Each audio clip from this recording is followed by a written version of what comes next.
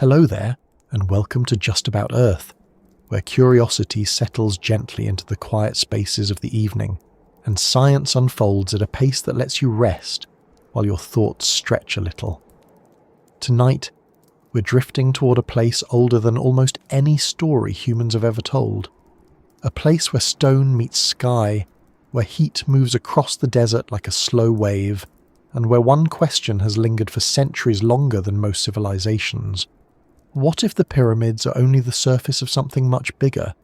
Not just larger in size, but larger in meaning, in design, in the silent past that still lies tucked beneath the sand.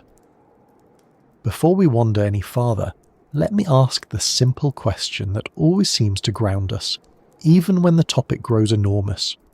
Where are you listening from tonight? And what time is it for you in this moment?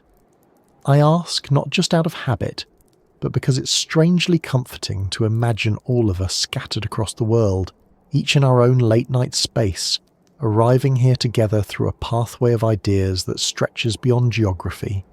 If you find this kind of slow exploration soothing, or a good companion for winding down, I'd be grateful if you tapped the like button or subscribed, so that this cozy corner of curiosity finds others who might need the same quiet company.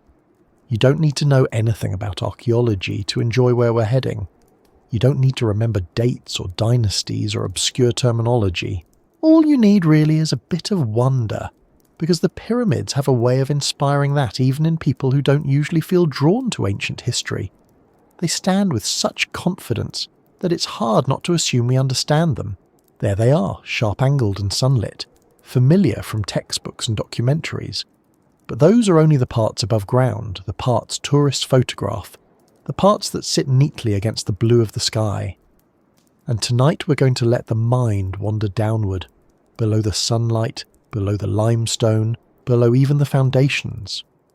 We're letting ourselves drift into the idea that these structures might be markers, not monuments, entrances, not endpoints, the visible half of something still hidden.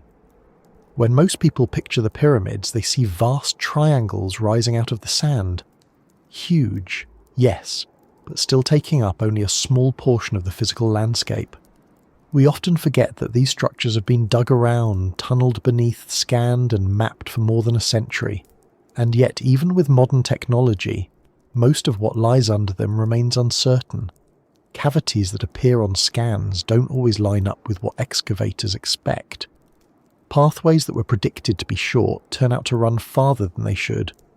Rooms appear in places where rooms were never supposed to be, and every so often someone releases new findings that make researchers pause, because the ground beneath Giza behaves in ways that aren't entirely consistent with natural geology or simple architectural planning.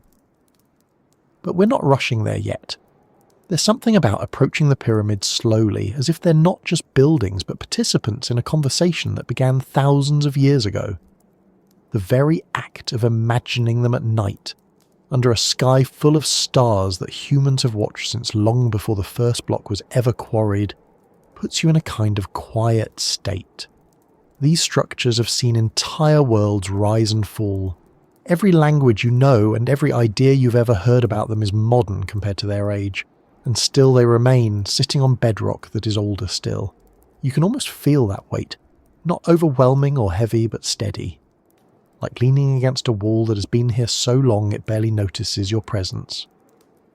People often ask why the pyramids are so fascinating. Maybe it's because they look precise, almost impossibly so for structures built with no modern machinery.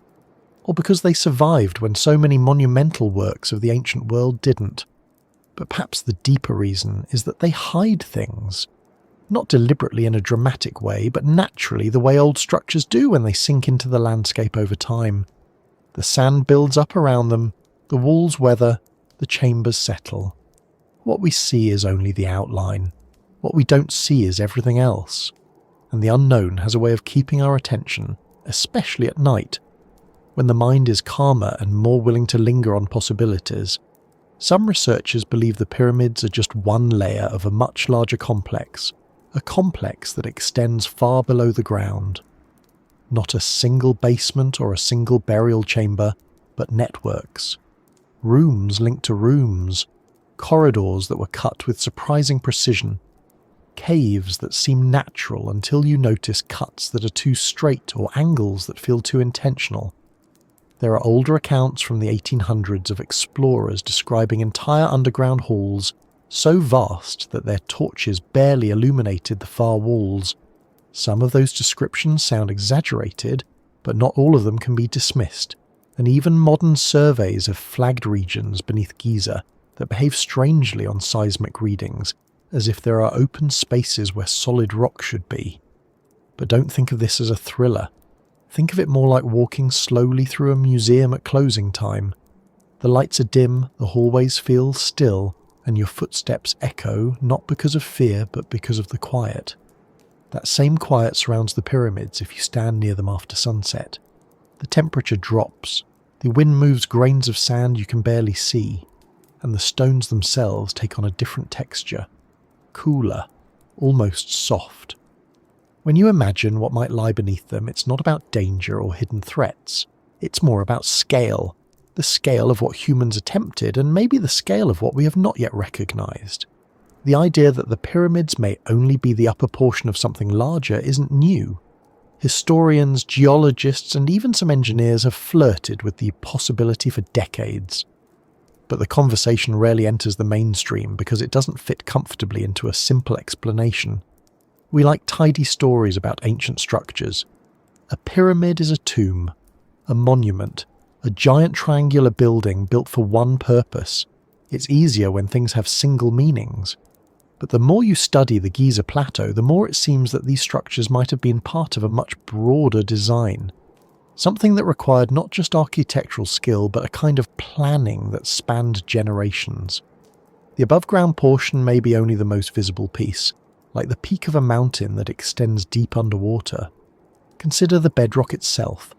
The surface around Giza shows signs of shaping, levelling and trenching that don't line up neatly with the construction phases of the visible pyramids. There are marks that appear older, as if the ground was prepared for something long before the structures we now see were built. Some parts of the plateau feel carved rather than natural. Other parts look reinforced or altered, in ways that suggest the builders were concerned not just with what would stand on the surface, but with what might sit below it. There are even ancient texts that speak vaguely about underground regions associated with the pyramids, though the descriptions are symbolic and not literal instructions for excavation. Still, it's hard not to wonder whether those symbolic descriptions originated from something real, something people once knew and later transformed into myth. Before imagining massive hidden complexes, it's important to remember that ancient civilizations often built downward as much as upward. Tombs ran deep underground. Temples sometimes extended into the earth. Storage chambers, ceremonial spaces and administrative rooms were frequently placed beneath structures rather than within them. So the idea that the pyramids might sit atop extensive subterranean features isn't outlandish.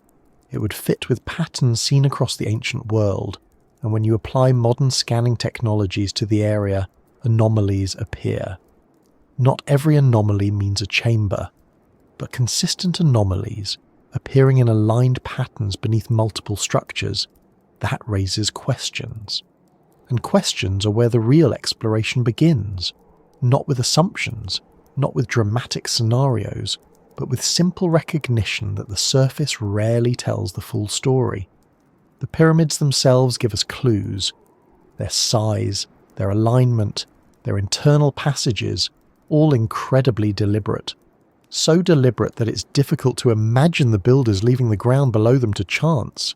If you were planning something that would endure for thousands of years, something that had to survive earthquakes, erosion and shifting sands, would you build only upward? Or would you anchor everything in a foundation that extended deep beneath the surface? Even now, when standing at the edge of the Great Pyramid, the sheer weight of it presses down into the bedrock with enormous force. The builders would have needed to understand that. They would have needed to prepare the ground in a way that distributed that weight, and the evidence shows that they did. The bedrock beneath is shaped, flattened, stepped, and reinforced. But some of the reinforcement patterns don't match what would be needed solely for stability. They look intentional in ways that imply access, not just support. Imagine for a moment walking along the desert floor near Giza. The ground looks empty, a scattering of stones, dust, and the occasional tool left from a modern excavation site. But beneath your feet there could be rooms you've never heard of, not in a sensational way, but in a practical, architectural way.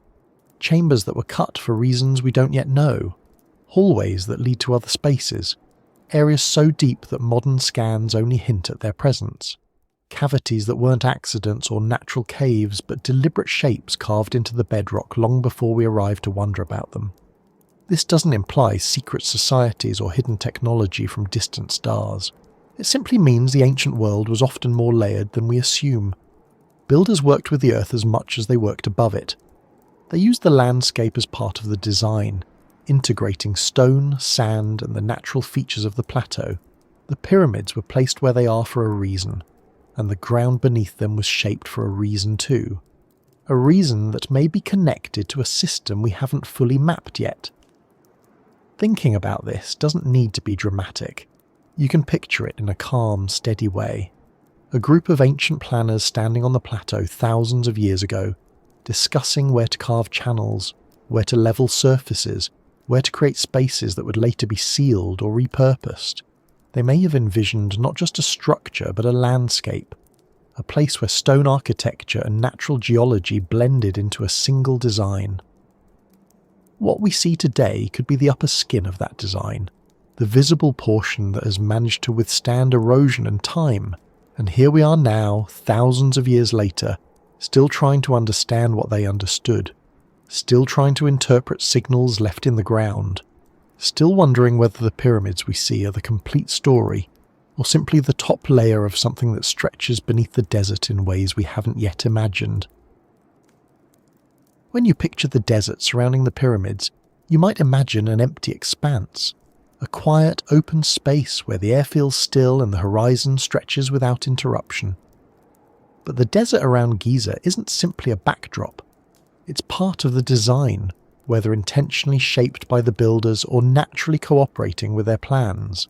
And once you begin noticing how the land frames those enormous structures, something curious happens.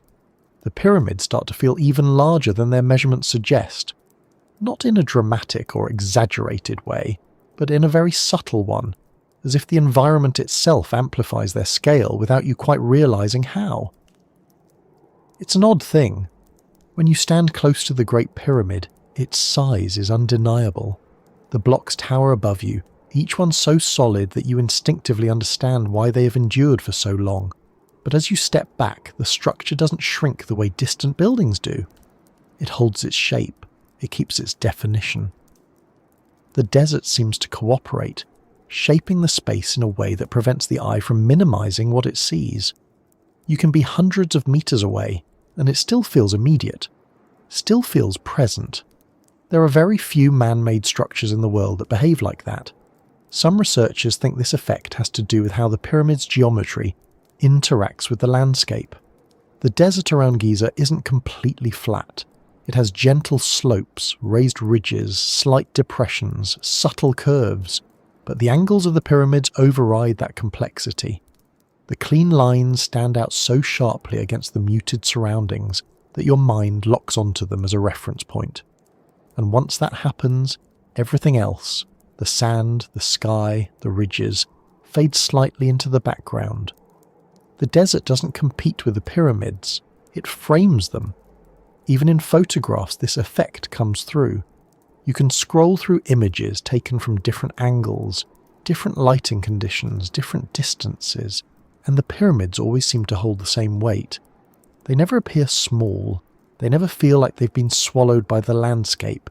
The geometry is too assertive. Not loud, not showy, just steady. Those triangular planes meet at such precise angles that they carve themselves into your perception, even when your conscious attention is drifting. What makes this interesting is that ancient builders didn't just rely on the shape of the pyramids to create that impression, they shaped the terrain itself. Archaeologists have found carved ledges, levelled surfaces, and artificially flattened stretches of ground that extend far beyond the visible base of the pyramids. These areas aren't simply construction platforms. They appear intentionally arranged to create a stable visual plane around the structures. When you're close to them, the effect isn't obvious, but with distance it becomes clearer. The land behaves like a pedestal, a wide, subtle platform that helps the pyramids dominate the environment even before you reach them. And then there's the matter of orientation. The pyramids align with astonishing precision to the cardinal directions. Perfectly north, perfectly east, perfectly south, perfectly west. This isn't just symbolic. The effect reinforces the geometry when you view the structures from different angles. No matter where you stand, the symmetry remains intact. It's almost impossible to find a viewpoint where the pyramids look off. You can approach from the east or the west, from the north or the south, and the balance holds. This is unusual for ancient structures, which often have design elements that work best from a particular vantage point. The pyramids work from all of them. The landscape bends to them, not the other way around. When you combine all these factors, geometry, orientation, the carved terrain, the surrounding slopes, you begin to understand why the pyramids feel larger than they measure. Your mind doesn't get visual cues that normally help you judge distance or relative size. The desert removes clutter, no trees, no buildings, no crowded skyline, nothing to frame the structures in a familiar way. The pyramids become the only strong vertical elements for miles, which tricks the brain into reading them as impossibly massive. It's the same phenomenon that makes mountains seem larger when they rise alone rather than as part of a range. Isolation magnifies scale. People who visit often report that the pyramids look bigger the farther they move from them, which is the opposite of what should happen. The explanation lies partly in perception and partly in the geometry of lines meeting at precise angles. When you stand too close, the slope of the pyramid face makes it hard to see the full shape. But as you step back, the silhouette sharpens. There's a moment when the pyramid seems to grow as you retreat, because your brain finally gathers enough information to understand the full structure. Once you realize this, you can't unsee it. The desert is assisting the architecture, providing the space needed for the geometry to reveal itself. This behavior also hints at something deeper. If the visual and physical presence of the pyramids extends far beyond their immediate footprint, then the space they occupy in the landscape is much larger than what the stones alone define. Their influence spreads across the plateau, across the horizon, across the desert's quiet surface. And that influence may not be just visual. There are indications that the layout of the pyramids relates to geological features beneath the sand. Subtle ridges in the bedrock align with the placement of the structures. Ancient trenches cut into the plateau correspond to underground layers. It's as if the builders didn't just place the pyramids randomly on the surface. They selected locations where the earth beneath could support something much more expansive. Some studies have pointed out that the plateau's natural rock formations seem to form a kind of skeleton beneath the desert. A system of harder limestone ribs surrounded by softer layers. These ribs could have guided the placement of the pyramids, giving them a natural foundation that could carry immense weight. But they could also serve another role. Soft layers of rock are easier to excavate. Hard layers make for excellent support.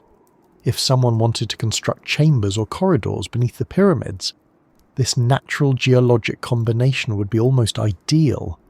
It's one of the rare places where the earth itself seems prepared for large subterranean structures. And when you think about how the pyramids interact with the environment above ground, it becomes interesting to imagine the same interaction happening below. The surface geometry extends into the desert air, but what if mirrored complexity extends downward into the bedrock? Not identical shapes, but a corresponding system organized around natural features. The pyramid could be the visible apex of a larger design anchored deep beneath it, a design that uses the desert's natural geometry just as effectively as it uses the sky. There's also something subtle about the way the pyramids cast shadows. Throughout the day, the angles shift gradually, tracing predictable lines across the sand. These shadows don't just mark time, they shape how the structures appear. In early morning and late afternoon, when the sun rests lower in the sky, the pyramids look taller. Their silhouettes stretch, their outlines sharpen. If you've ever seen photographs taken at these times, you know they almost look like entirely different buildings. This shifting of appearance adds another layer to the feeling that the pyramids are much larger than they seem. You're not seeing static objects. You're seeing objects that interact with light in a way that emphasizes their presence. Modern architects sometimes design buildings specifically to manipulate light and shadow, but the Egyptians were doing it thousands of years ago on a scale that remains difficult to replicate. The simplicity of the pyramid shape hides an extraordinary level of control over how the structure behaves visually in different lighting conditions. And that consistency across light, distance and terrain is part of what makes these structures feel so immense. Even when the air is hazy or the sun is harsh, they hold their form, they hold their balance, they hold their presence. Now imagine the same builders who created this effect above ground, also carving into the earth below. The same precision, the same understanding of how space behaves, the same awareness of where the strongest layers of bedrock lie. If their goal was to create something stable and enduring, extending the design downward would make sense. The part that rises above the sand would be only the portion visible to the world. The functional or ceremonial parts could lie beneath, protected from erosion, wind and weather. It's not a far-fetched idea. Many ancient structures have large underground components. What makes Giza different is the scale. As researchers continue to study the plateau, they find more signs that the desert itself may be part of the architecture. Some corridors beneath the surface seem to follow natural pathways in the rock. Others cut through areas where the stone is unusually easy to shape. If these passageways were intentional, then the builders understood the subtle geometry of the desert, as well as they understood the geometry of the pyramids themselves. They worked with the landscape, not against it. And that cooperation creates a kind of harmony that makes the structures feel like they belong exactly where they are. This sense of belonging is part of why the pyramids feel bigger than their physical size. They don't look like buildings placed onto the land.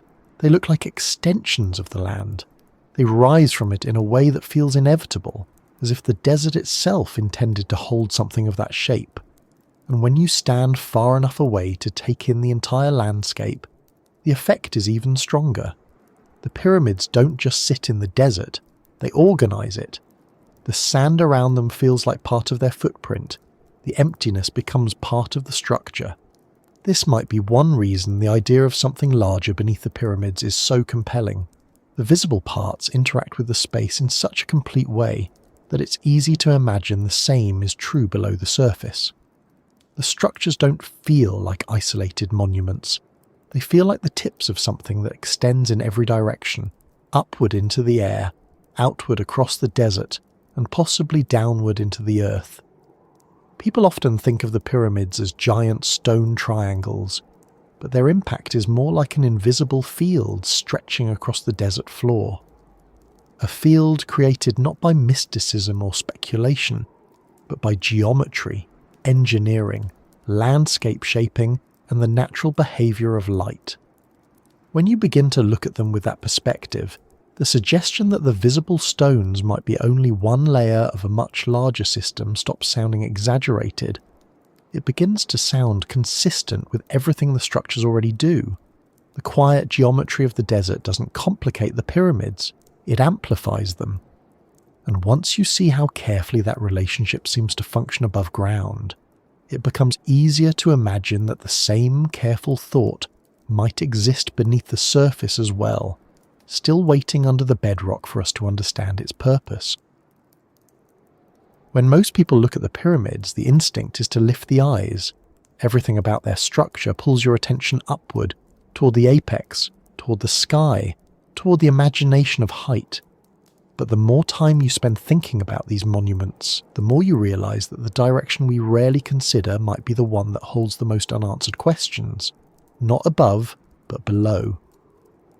The ground beneath the pyramids has been supporting their weight for thousands of years, yet for most of that time it has remained largely out of sight and out of mind, and that makes it a kind of quiet frontier, a frontier that doesn't require speculation or dramatic theories, only a willingness to look where we usually don't.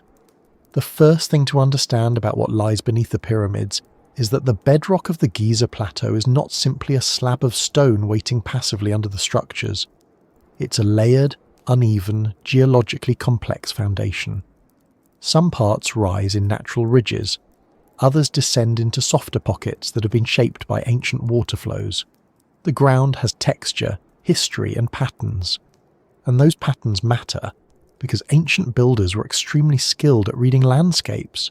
They weren't guessing when they placed the pyramids on this specific plateau. They chose it because the ground had qualities well suited for long-term stability and for large-scale cutting. When you think of a foundation, you probably imagine something like the concrete base of a modern building, straightforward and uniform. But the base of the pyramids isn't like that. The builders carved steps into the natural rock, creating terraces that help distribute the enormous weight. Some portions of the pyramids sit directly on shaped bedrock instead of man-made blocks. This suggests that the ground was not just reinforcing the structure, but actively built into the design from the very beginning. The stone beneath wasn't an obstacle, it was part of the plan. If you picture workers carving into the limestone thousands of years ago, you might imagine them creating simple flat surfaces. But what archaeologists have found is much more complicated. There are cuttings that extend well beyond the footprint of the pyramids, trenches that form rectangular outlines, depressions that mirror the shape of the structures above but in reverse. These features don't look accidental. They look like the early stages of something much larger, as if the builders were preparing not just for what would rise above the surface, but for what might be shaped beneath it. Over time, these carved features were covered by sand and debris. Some were buried intentionally, others simply sank into the landscape as centuries passed. But once modern excavations began uncovering them, researchers noticed that the patterns weren't random. They lined up with certain corridors inside the pyramids. They aligned with shafts.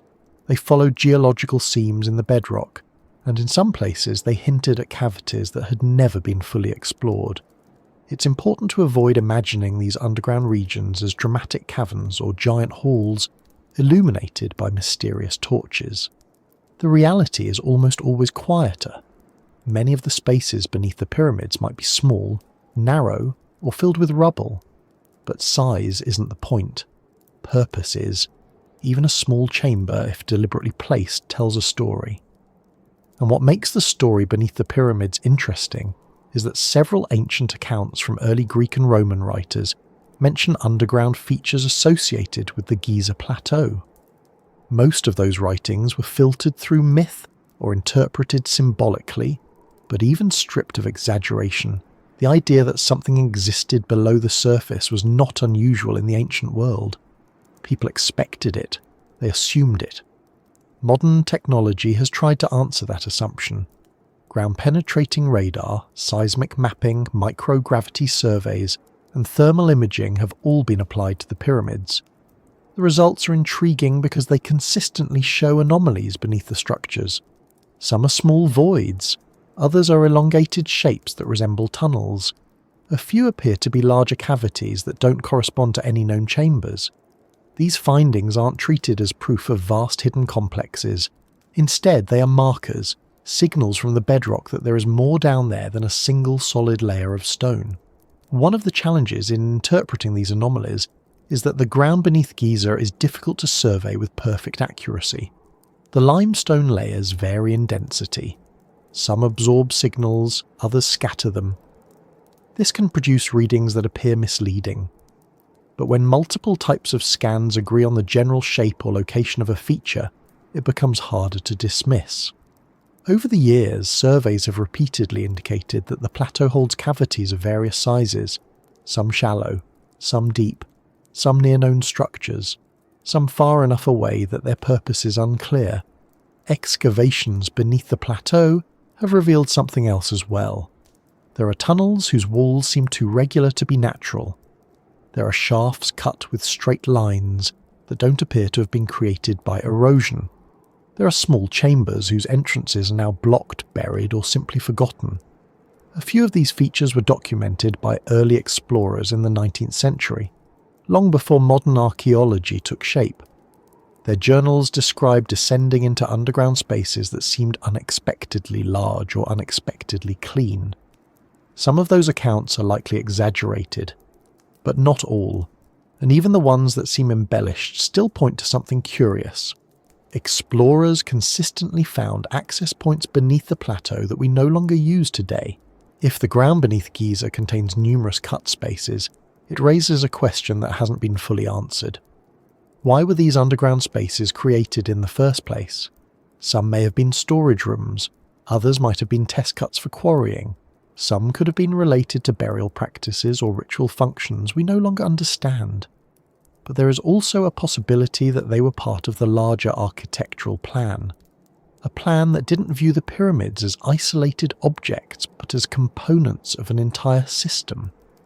Imagine for a moment standing at the base of the Great Pyramid and knowing that the ground beneath you is not just solid rock, but a layered network of carved surfaces and buried structures. Imagine that some of those features were created before the first stone of the pyramid was placed. Imagine that others were added later, part of an ongoing process that took generations to complete. This idea doesn't require speculation about lost civilizations or impossible technology. It only requires acknowledging that ancient Egyptians were sophisticated planners who often built in phases that spanned decades, sometimes centuries. The more you think about this, the more the idea of a multi-layered design becomes reasonable. The ancient builders would have needed access to the foundations during construction. They would have carved working chambers, storage areas, and pathways that connected various parts of the site. Once the upper structure was complete, many of these underground spaces might have been sealed, repurposed, or forgotten. Over thousands of years, sand, sediment, and shifting ground would have hidden them. What remains now is a mixture of visible elements and buried remnants that don't immediately line up with the neat, polished explanations we're used to hearing. In a way, the ground beneath the pyramids behaves like a forgotten archive. Not an archive of scrolls or artifacts necessarily, but an archive of architectural choices. Each cut in the bedrock carries information about how the builders approached the project. Each filled shaft marks a decision.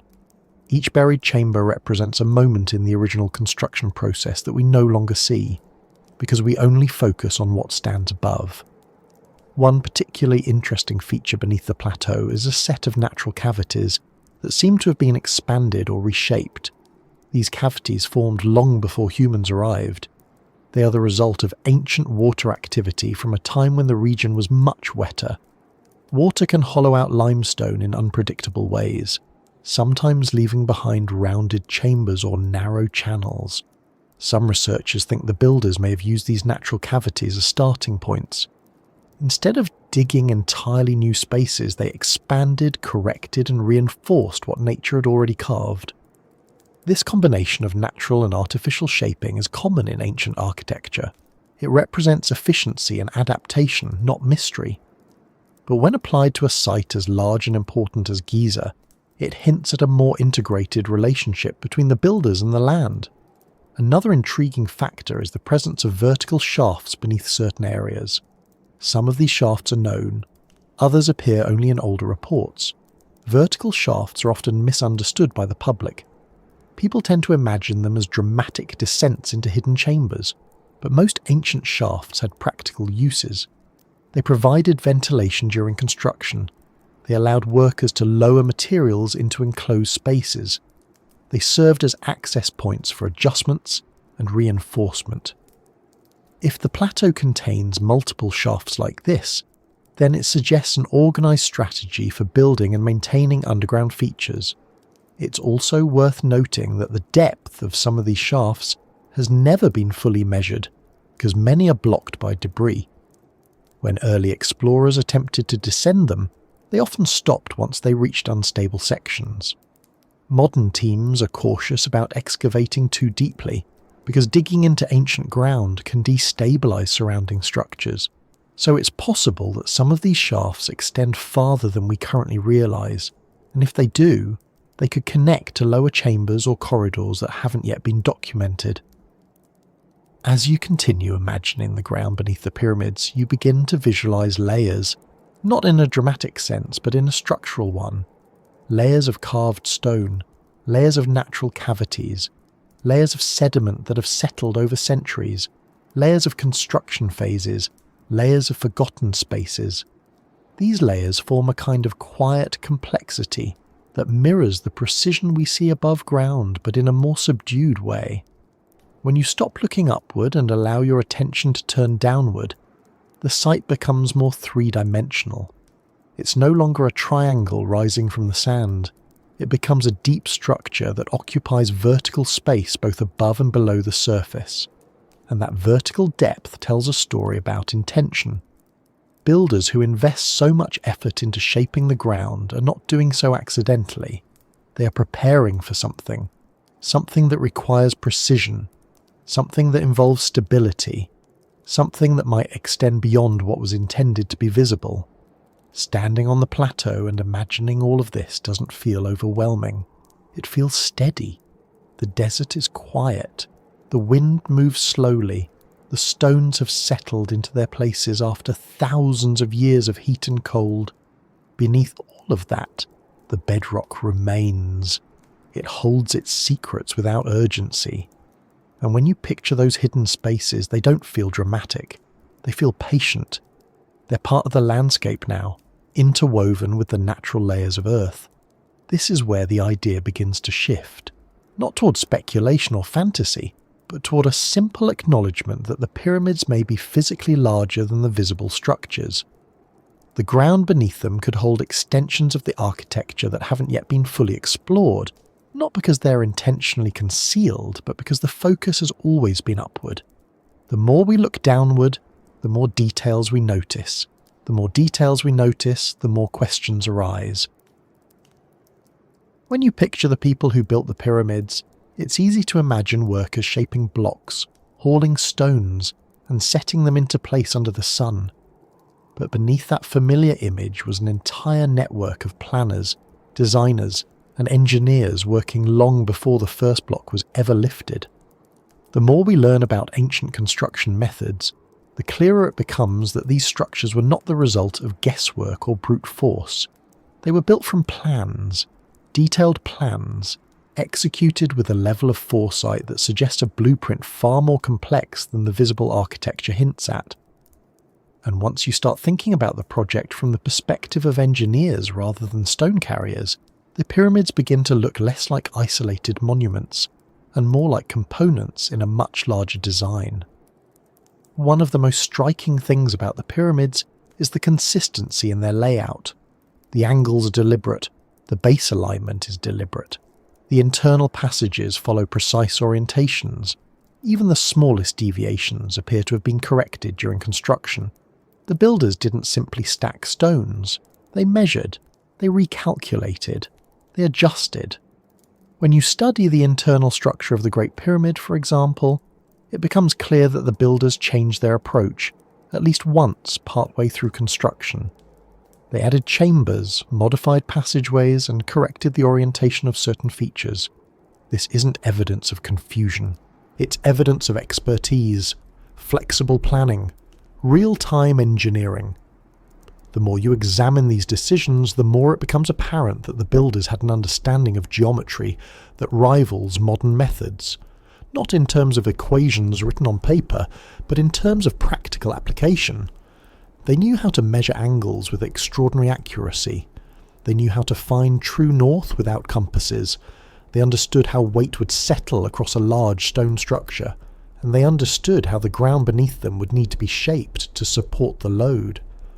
All of this speaks to more than experience. It speaks to coordinated planning. This coordinated planning becomes even more intriguing when you consider the relationship between the pyramids themselves. They aren't scattered randomly across the plateau. They follow a pattern. Their bases align with certain geological lines. Their positions appear to respond to the natural bedrock. If you look at the plateau from above, the placement of the pyramids looks almost intentional in relation to the contours of the landscape. And because the builders shaped the bedrock in ways that appear purposeful, it suggests they were planning the project on a scale that extended well beyond the visible structures. Modern engineers know that before constructing large buildings, you need detailed surveys. You need to know the strength of the ground, the angle of the bedrock, the presence of natural cavities, and the structural risks. Ancient Egyptian builders seem to have done exactly that. They used the natural layers of limestone in the plateau as part of their support system. They selected areas where the ground was naturally strong. They avoided areas where soft layers could compromise stability.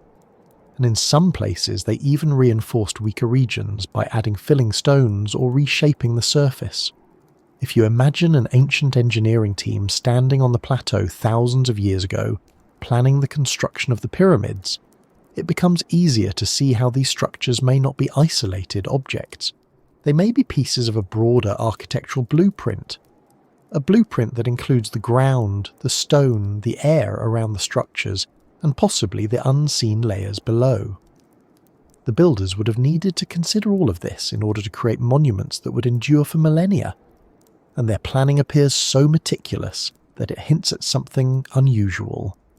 These structures may have been designed to outlast not only their creators, but entire civilizations.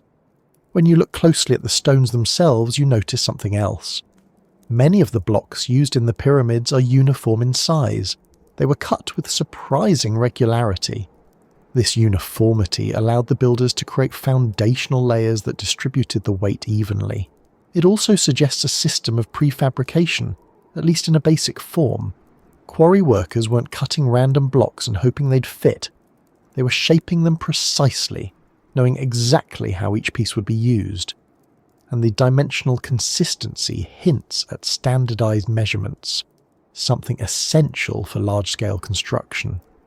This raises a question. If the builders used standard measurements for the visible structure, did they also use them for the underground components? Were the same units applied to the shafts, chambers and trenches carved into the bedrock? Some researchers believe they were. Certain underground features matched the dimensions of above-ground features closely enough that coincidence seems unlikely. If the architects used shared units both above and below the surface, then the underground regions weren't afterthoughts. They were part of the plan. Ancient engineering wasn't just about stone, it was about understanding forces. The builders of the pyramids had a remarkable grasp of how weight travels through solid material. The internal chambers of the Great Pyramid are protected by huge granite beams positioned in layers that redirect the weight of millions of tons of limestone. If those beams had been placed incorrectly, even by a small amount, the chambers would have collapsed under the pressure long ago. That they remain intact today is evidence of extraordinary precision. This level of precision becomes even more noteworthy when you consider how little margin for error the builders had. They couldn't correct mistakes with modern tools. They couldn't model the entire structure on a computer. They had to rely on measurement, observation, geometry, and experience passed down through generations.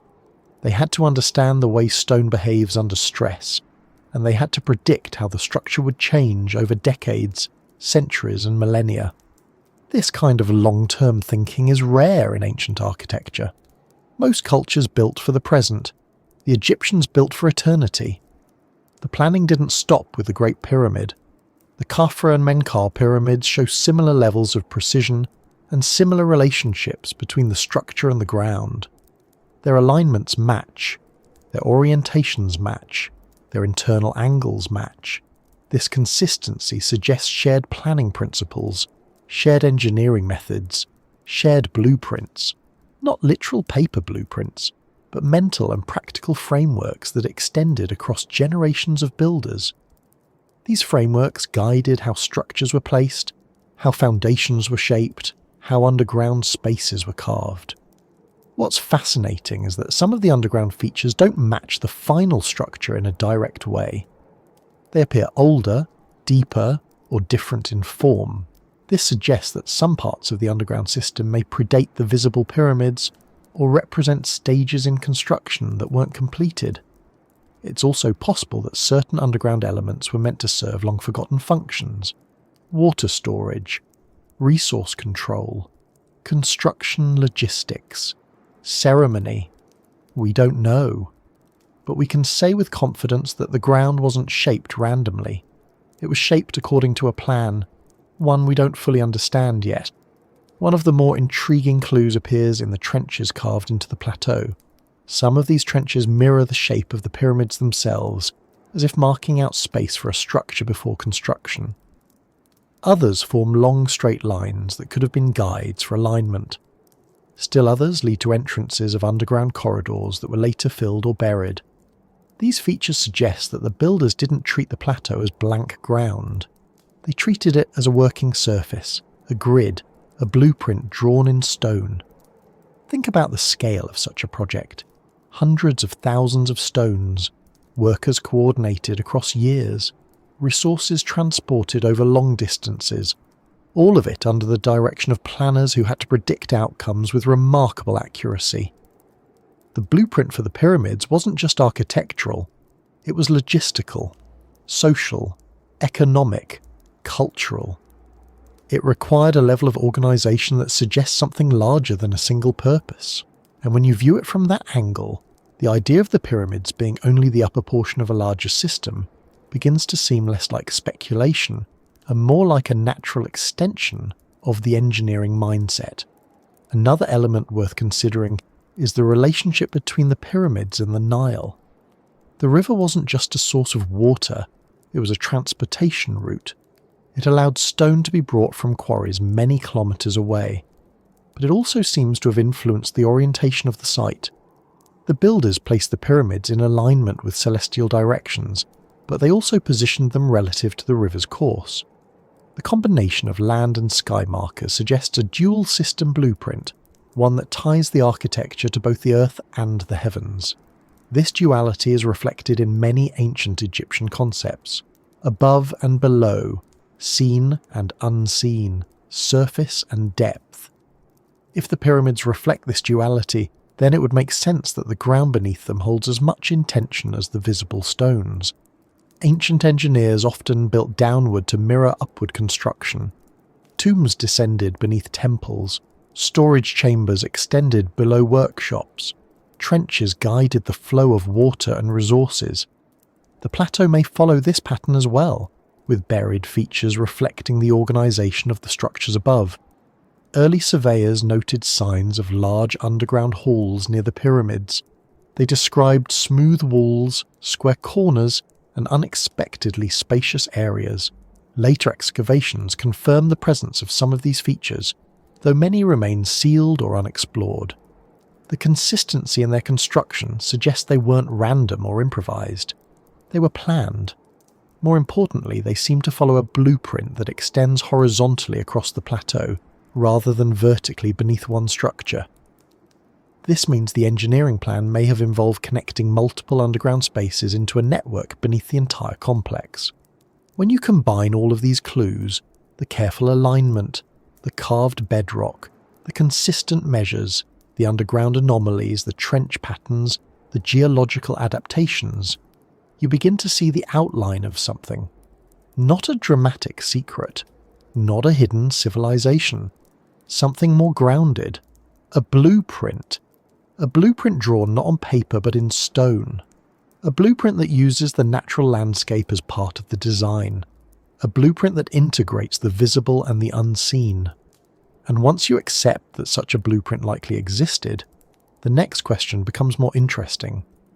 If the ancient engineers were planning on such a large scale, what exactly were they planning? What purpose drove the combination of above-ground monuments and underground features? What were they trying to achieve? What did they need the plateau to do that the structures alone could not?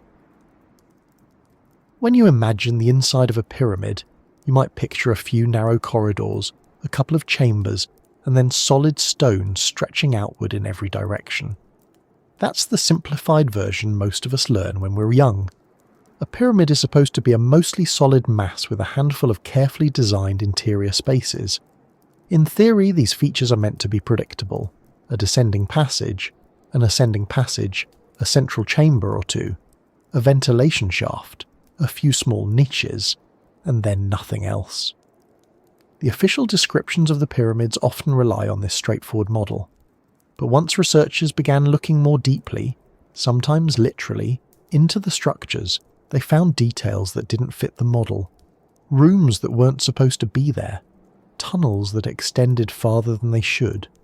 Features cut into the bedrock that didn't line up with any known phase of construction.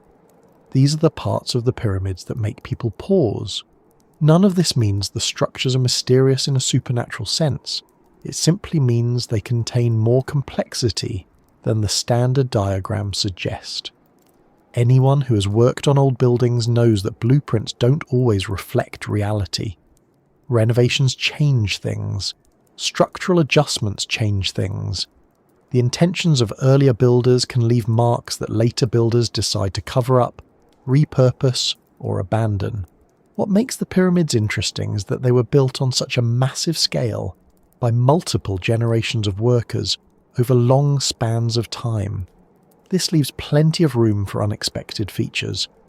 But some of these features feel too deliberate to be construction leftovers and too carefully shaped to be natural formations. They suggest an underlying intention that wasn't fully documented in the visible architecture. The first of these unexpected spaces appeared in early explorations of the Great Pyramid. When researchers descended into the lower chamber, they encountered a rough, unfinished room cut deep into the bedrock.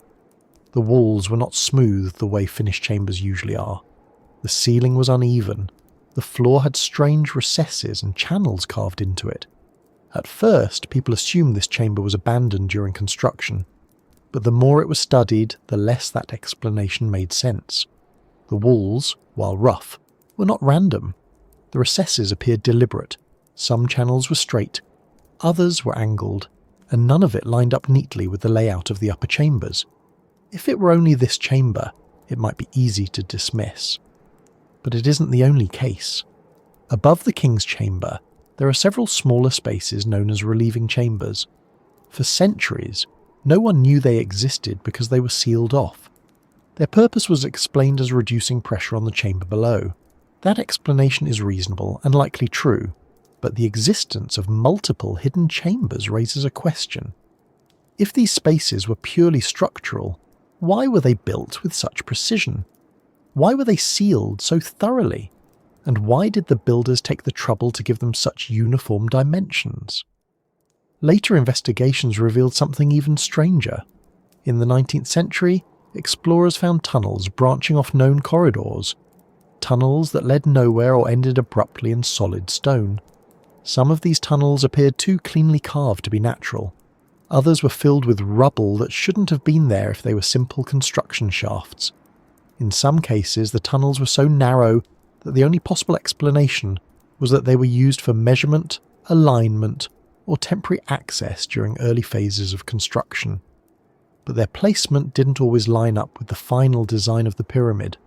This suggests that at least some of the tunnels belonged to earlier planning stages that may have included ideas or layouts that were later modified or abandoned. When modern scanning technologies were applied to the pyramids, even more anomalies appeared. A large cavity was detected above the Grand Gallery in the Great Pyramid. Not a small void, but a significant space. Long, tall, and completely unknown until recently. This space doesn't appear in any construction descriptions. It doesn't match any known chamber, and its purpose is still unclear. Some researchers think it might be a relieving space similar to the chambers above the king's chamber. Others think it might be a remnant of an earlier internal layout. Still others believe it may have been intentionally hidden. But what matters is that it exists, and its existence adds another layer to the idea that the pyramids contain more than the simplified models imply. The same is true for the Khafra pyramid. Scans have shown that beneath its surface, there are areas where the density changes unexpectedly. These variations suggest cavities or tunnels, but the exact shapes are difficult to determine. Some might be natural pockets in the limestone, others might be carved spaces that were never completed, but a few show patterns of straight lines or right angles. Those are harder to explain as natural features. Straight lines in geology usually indicate human activity. And when those lines occur beneath a structure as carefully planned as a pyramid, they become especially interesting. There are also old accounts of explorers finding underground passages near the Sphinx that extended farther than expected. Some of these accounts describe long corridors leading beneath the plateau. Others mention rooms carved into the bedrock. A few reports even suggest that certain entrances were sealed long before modern archaeologists arrived. Many of these descriptions come from a time when documentation was inconsistent, so not all of them can be verified, but some were later confirmed by controlled excavations. Those confirmations don't prove the existence of vast networks. They do, however, show that more underground features exist than early maps indicated.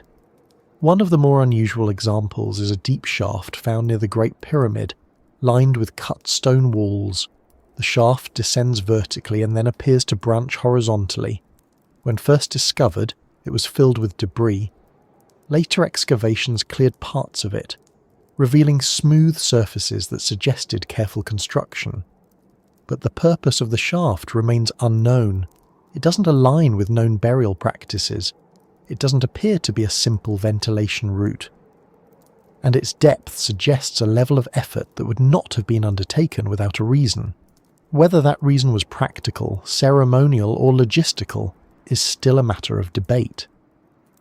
Another enigmatic feature appears beneath the Menkore pyramid. Early surveys identified what seemed to be a chamber beneath the surface. Later studies confirmed the chamber and revealed unusual stonework inside it. The walls were cut in a way that didn't match typical burial chamber patterns. The ceiling shape was unusual, and the floor had carved recesses that looked like placeholders for something. But no artifacts were found, no inscriptions, no clear indication of the chamber's purpose. It exists, cleanly cut, precisely shaped, and empty. This kind of emptiness can be more compelling than a room full of objects. It invites questions. Why carve such a space? Why leave it bare? Why seal it so completely that it remained hidden for centuries? These examples, unexpected rooms, unexplained tunnels, uncharted cavities, don't suggest anything fantastical. They suggest complexity. They suggest phases of construction that evolved over time. They suggest layers of planning that responded to geological conditions, construction challenges, and perhaps intentions that weren't recorded. When builders work on a project for decades or generations, their designs change. Their priorities shift. They refine their methods. Sometimes they start cutting a passage only to realize later that it's no longer needed. Other times, they create a chamber for a purpose that later generations don't understand. The pyramids were not built in a single moment. They were built through processes, and those processes left traces. What makes these traces compelling is how deliberate some of them feel. A room carved with precision suggests intentional planning, not improvisation. A tunnel cut with straight lines suggests direction, not accident. A chamber sealed so thoroughly that modern technology barely detects, it suggests an intention for permanence, not convenience. And when multiple such features appear across different pyramids, a pattern emerges. A pattern not of hidden secrets, but of layered design. It's easy to imagine ancient builders working from a blueprint that included elements both above and below the surface. But a blueprint of this scale wouldn't have been a single plan. It would have evolved. Some parts would have been adjusted, some would have been cancelled, some would have been repurposed, and some would have been completed even if their purpose wasn't fully clear by the final phase of construction. This happens in large modern projects too. Buildings contain spaces that are never used. Tunnels lead to abandoned areas. Rooms get closed off. But in ancient structures, where documentation was limited and oral knowledge faded over time, these unused or repurposed features become mysteries. That's where the quiet intrigue of the pyramids lies. Not in the idea of secret chambers designed to hide unimaginable things, but in the simple realization that the builders were doing more than constructing monuments. They were shaping the ground. They were marking the bedrock. They were carving spaces that followed patterns we haven't fully decoded. And those spaces, now hidden beneath thousands of years of dust and sand, tell a story of ambition that extended downward as much as upward. When you walk across the plateau today, the surface seems stable, but beneath your feet is a layered environment. Some layers are natural, some are carved, some have been filled, some remain hollow, and each of these layers contributes to the idea that the structures we see are only one part of a larger whole. The rooms that weren't supposed to exist, the tunnels that stretch farther than expected, the cavities that appear in scans but remain unexplored, they all point to a quieter, less visible version of the pyramids, a version that isn't as polished or symmetrical as the stones above ground, a version shaped by practical needs, evolving plans, and the hands of workers who are guided by architects we may never fully understand. Thinking about these hidden spaces doesn't change the purpose of the pyramids, it deepens it. It reminds us that ancient engineering was rarely one-dimensional. It involved adaptation, trial, and refinement. It involved shaping both the space we see and the space we don't. When people speak about the Giza plateau, they almost always describe what rises above it. The outlines of the pyramids in the morning light, the long shadows they cast as the sun begins to set, the way the structures seem to press upward into the sky as if competing silently with the horizon. But if you shift your attention downward and imagine what lies beneath the surface, the image becomes more layered. The plateau is not an empty shelf of limestone waiting to support the weight of the pyramids. It is a deep, irregular structure full of pockets, ridges, faults, and in some places, open spaces. These open spaces have played a quiet role in shaping the theories, questions, and speculations that surround the site. Not because they imply something sensational, but because they remind us that the earth beneath Giza is far more complicated than a simple foundation. The geological story of the area begins long before humans arrived. Tens of millions of years ago, the region that is now desert was once underwater. Over time, layers of sediment built up. Some layers hardened into limestone that was strong and dense. Other layers formed softer pockets that could be eroded by ancient waterways. These natural processes left behind a landscape with subtle internal variation. In some places, the limestone is uniform. In others, it contains fissures or cavities formed by the movement of groundwater. When the land eventually rose and dried, these cavities remained. Most are small, some are larger, a few are interconnected. They form a kind of natural architecture beneath the plateau, one that existed long before the idea of a pyramid ever entered anyone's mind. If you were to walk across the plateau knowing this history, you might imagine the ground as a series of layers, some solid, some hollow, some smooth, some fractured. You wouldn't see any of this from the surface. The sand conceals it, the rock hides it. But the presence of natural cavities is undeniable. They are part of the geological profile of the region, and their existence raises a basic question. When ancient builders began shaping the plateau, how much of this natural structure did they encounter? How much did they use? How much did they reinforce or expand? Archaeologists have found evidence that some natural cavities were modified. Walls were smoothed, ceilings were trimmed, entrances were widened. In other cases, workers carved entirely new spaces in areas where the rock was soft enough to allow it. This combination of natural and artificial shaping is common in ancient construction. Builders gravitated toward places where the landscape offered assistance. If a natural cavity provided a starting point, they used it. If the bedrock was weak in a certain area, they avoided it. But when these choices are applied to a site as significant as Giza, their implications expand. Natural caves and chambers become part of the architectural picture, even if unintentionally. One of the most frequently mentioned features beneath the plateau is a large natural cavity located not far from the Great Pyramid. Early explorers wrote about entering a space that seemed unusually open compared to the surrounding terrain. The descriptions vary. Some accounts mention a chamber with a high ceiling. Others describe branching passages. The accuracy of these early reports is difficult to confirm, but later surveys did identify voids in the area. Whether these voids match the ones described by explorers is unclear. but the presence of large underground spaces suggests that the plateau was not entirely solid when construction began. There are other cavities as well, smaller ones scattered across the area. Some appear in seismic surveys, others in microgravity maps. Some have been explored, many haven't. The difficulty lies in accessing them without damaging the surface structures. Excavating beneath a pyramid is not something researchers take lightly. A single miscalculation could destabilize the foundation. Because of this, many cavities remain unexamined, preserved simply because accessing them would pose too great a risk. These unexplored spaces naturally attract attention. People wonder what lies inside. They wonder whether the cavities connect to the known chambers within the pyramids. They wonder whether ancient builders used these spaces intentionally. And because the information is incomplete, theories begin to form. Some theories are modest, others stretch farther. But they all begin with the same basic question. If there are natural cavities beneath the plateau, what did the builders know about them? Ancient Egyptians were skilled at reading landscapes. They knew how to find stable ground. They understood how rock behaved under weight.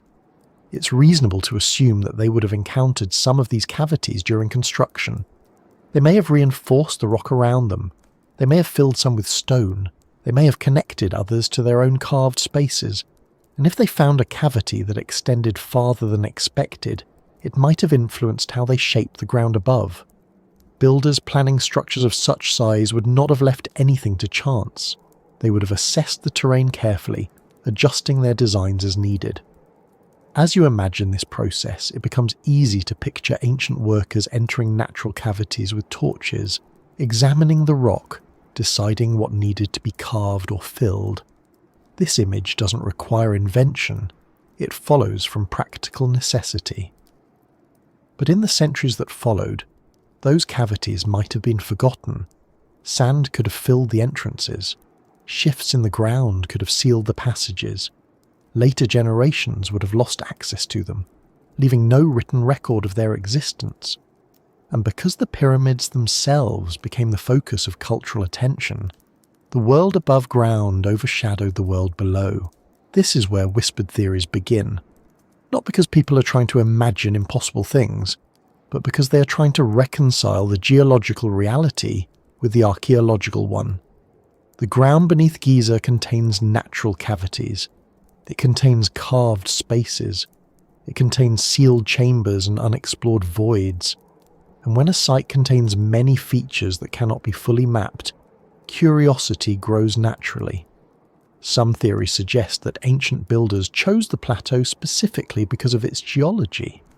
The natural cavities could have been viewed as opportunities to create complex underground spaces without needing to carve everything from scratch.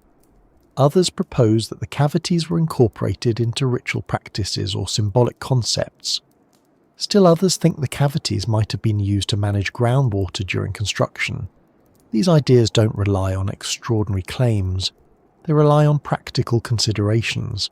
Builders often adapt natural features to serve their needs. There is another aspect to consider. The plateau has been used for thousands of years. Different periods introduced different modifications. Some chambers beneath the surface may belong to earlier settlements. Others may have been added long after the pyramids were built. When researchers explore beneath the plateau, they sometimes find features that don't match the style or methods of the Old Kingdom. This suggests that the underground landscape was shaped not just by the pyramid builders, but by multiple generations. Each left traces that blend together, creating a layered history beneath the sand. This layered history encourages speculation, especially when features appear in locations that don't correspond neatly to known phases of construction. For example, some tunnels beneath the plateau run in directions that suggest they were meant to connect different parts of the complex, but their entrances are sealed and their paths are incomplete. They might be remnants of earlier plans, or they might have been abandoned halfway through. Without full access, it's hard to know. Then there are theories that stretch beyond practicality. Theories of vast underground complexes. Theories of ancient archives hidden deep beneath the surface. theories of networks that extend farther than the boundaries of the plateau. These ideas often arise not from evidence but from absence, an absence of complete information. When technology detects a void but cannot determine what fills it, the mind supplies possibilities. Most of these possibilities remain unproven, but the voids themselves are real, and the uncertainty surrounding them fuels quiet speculation. The reality is likely more grounded. The underground landscape of Giza is probably a mixture of natural caves, ancient construction shafts, unfinished passages, and a handful of chambers created for specific purposes we no longer understand. These features coexist beneath the surface in a complex pattern that researchers are still trying to map. And the more they investigate, the more they find that the plateau is anything but uniform. In recent years, microgravity surveys have supported the idea that multiple cavities beneath the plateau are interconnected, not necessarily in a continuous tunnel system, but in a geological sense. The natural cavities form a loose network, created by the erosion of softer limestone layers. Some of these cavities may lie close enough to carved spaces that distinguishing between natural and artificial becomes challenging. When scans show an anomaly, researchers have to interpret whether it represents a chamber, a fault, or a combination of both. This difficulty is one reason the theories persist, not because the theories are required, but because the evidence is incomplete. The plateau keeps parts of its structure hidden. The sand fills spaces the tools cannot reach. The rock absorbs signals that would otherwise reveal details, and the pyramids themselves limit the extent to which researchers can explore the ground beneath them. Imagine standing on the plateau at night, when the temperature drops and the wind moves softly across the sand. The ground beneath your feet feels solid, but somewhere below there may be empty spaces, some known, some unknown, some ancient, some accidental. You can't see them, you can't hear them, but you can imagine them, not in a dramatic sense, but in a quiet, steady way. The earth beneath Giza holds layers of history compacted into stone. Some layers are geological, some are architectural, some exist only in hints and shadows on scanning equipment, and that brings you to the heart of this subject. The theories whisper not because they are meant to shock, but because the plateau leaves enough room for questions to linger, enough room for the imagination to wonder how the builders interacted with the landscape, enough room for researchers to acknowledge that they are still learning how the underground environment shapes the structures above. If you stand anywhere on the Giza plateau and look toward the pyramids, one thing becomes clear almost immediately. Their placement is not casual, their angles are not careless. Their positions relative to one another feel deliberate in a way that becomes more noticeable the longer you look. The more carefully you examine the layout of the pyramids, the harder it becomes to see them as isolated structures. Instead, they begin to suggest a kind of alignment, one that involves not just the stars, not just the cardinal directions, but something grounded in the land itself, something deeper. People often talk about the alignment of the pyramids with astonishing admiration. The fact that the sides of the Great Pyramid are almost perfectly aligned with true north is something that still impresses engineers today. The precision of that alignment is difficult to achieve even with modern tools. Yet the builders accomplished it using observations of the sky, measurements of shadows, and a level of patience that is difficult to imagine. They weren't simply building a tomb. They were orienting a structure so carefully that its angles would hold true for thousands of years. This orientation wasn't an accident, and it wasn't unique to the Great Pyramid. The other large pyramids at Giza follow the same directional pattern. Their sides face the same cardinal directions. Their angles relate to one another through consistent geometric relationships.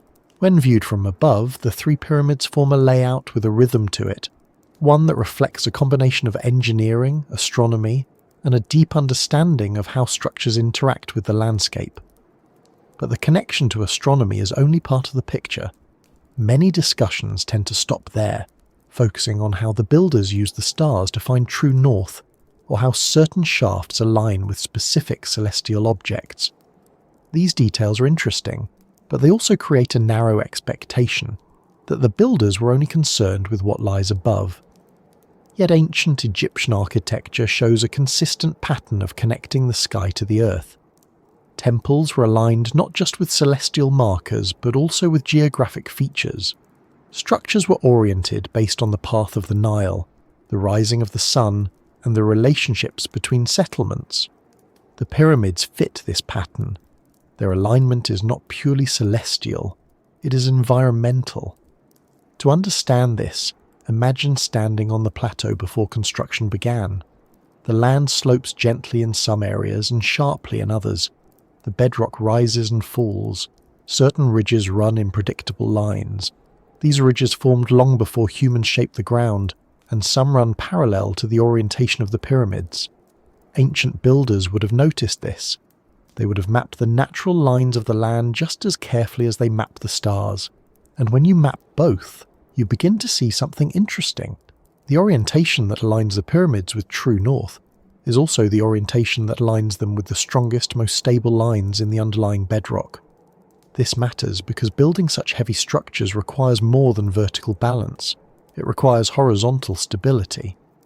If the builders had misaligned the pyramids with the natural patterns of the plateau, the ground beneath them might have shifted under the weight. But by aligning the structures both to the cardinal directions and to the geological structure beneath the surface, the builders created a harmonized system. The surface layout reflects the sky, the stability reflects the earth, and the combined alignment allows the pyramids to behave the way they do, immovable, balanced, and enduring. There is also the matter of the relationship between the pyramids themselves. If they were built as separate projects without shared plans, their positioning would likely differ, but their layout suggests coordination. The spacing between them follows geometric proportions that repeat when measured in different ways. This is true horizontally, in the distances between their bases, and vertically, in the angles formed by their slopes. Even the heights of the pyramids seem to relate to one another through proportional relationships. When you analyze these proportions, they look like part of a larger pattern rather than isolated decisions. Researchers who study ancient surveying methods have suggested that the builders may have used a grid, one laid out across the plateau long before construction began. This grid could have guided the placement of the pyramids, the orientation of the causeways, the alignment of temples, and the shaping of the surrounding ground. If such a grid existed, it would represent a level of pre-construction planning rare in ancient architecture. And while the idea is still debated, there is one compelling piece of evidence supporting it. Many structures on the plateau appear to align not just with celestial markers, but with each other. The causeway of the Khafra pyramid, for example, aligns with specific angles both to its pyramid and to the Sphinx. The Sphinx aligns with the sunrise at specific times of the year. The valley temples align with the causeways. The satellite pyramids align with the main pyramids through consistent spacing patterns. When you place all of these alignments on a single map, the image becomes crowded with lines, shapes, and intersections. Yet these lines do not overlap randomly. They form a pattern, a kind of silent diagram that stretches across the plateau. Some people interpret this pattern purely as aesthetic or symbolic, but there is reason to consider a more practical side. Such a layout could make the entire complex more stable, allowing the builders to distribute weight, shape the ground, and manage construction on a massive scale. Ancient engineers understood that large structures require coordinated planning. And when a site contains multiple massive structures, that planning becomes increasingly important. This brings us to a question that sits quietly at the base of most discussions about alignment. If the pyramids were aligned so carefully above ground, is it possible that the alignment continues below? Were underground features positioned to match the same geometric principles as the surface structures? It is difficult to say with certainty because much of the underground layout remains unexplored, but the features that have been mapped show surprising consistency. Tunnels beneath the plateau often run in straight lines, chambers align with the centres of the pyramids, shafts drop vertically at locations that relate to the structural grid of the upper levels. When scans reveal new voids, Their positions sometimes fall along lines connected to known structures, not perfectly but closely enough to raise questions. If these underground spaces were carved at random, their alignment would not matter. But the consistency suggests that at least some were positioned intentionally, and if that is the case, then the alignment that governs the visible pyramids might also govern the hidden ones. There is another aspect to consider. The builders of the pyramids seem to value redundancy. They created multiple chambers above the king's chamber to distribute weight. They added structural features that were not visible to anyone using the pyramid. They built shafts that had no easy access. This suggests a mindset focused on long-term stability and hidden infrastructure. If that mindset extended downward, it is possible that underground features were positioned to mirror or support the structures above. Take the relieving chambers, for example. Their existence shows that the builders understood how forces move through stone. They created spaces above the chamber not to store anything, but to shape the way weight travels downward.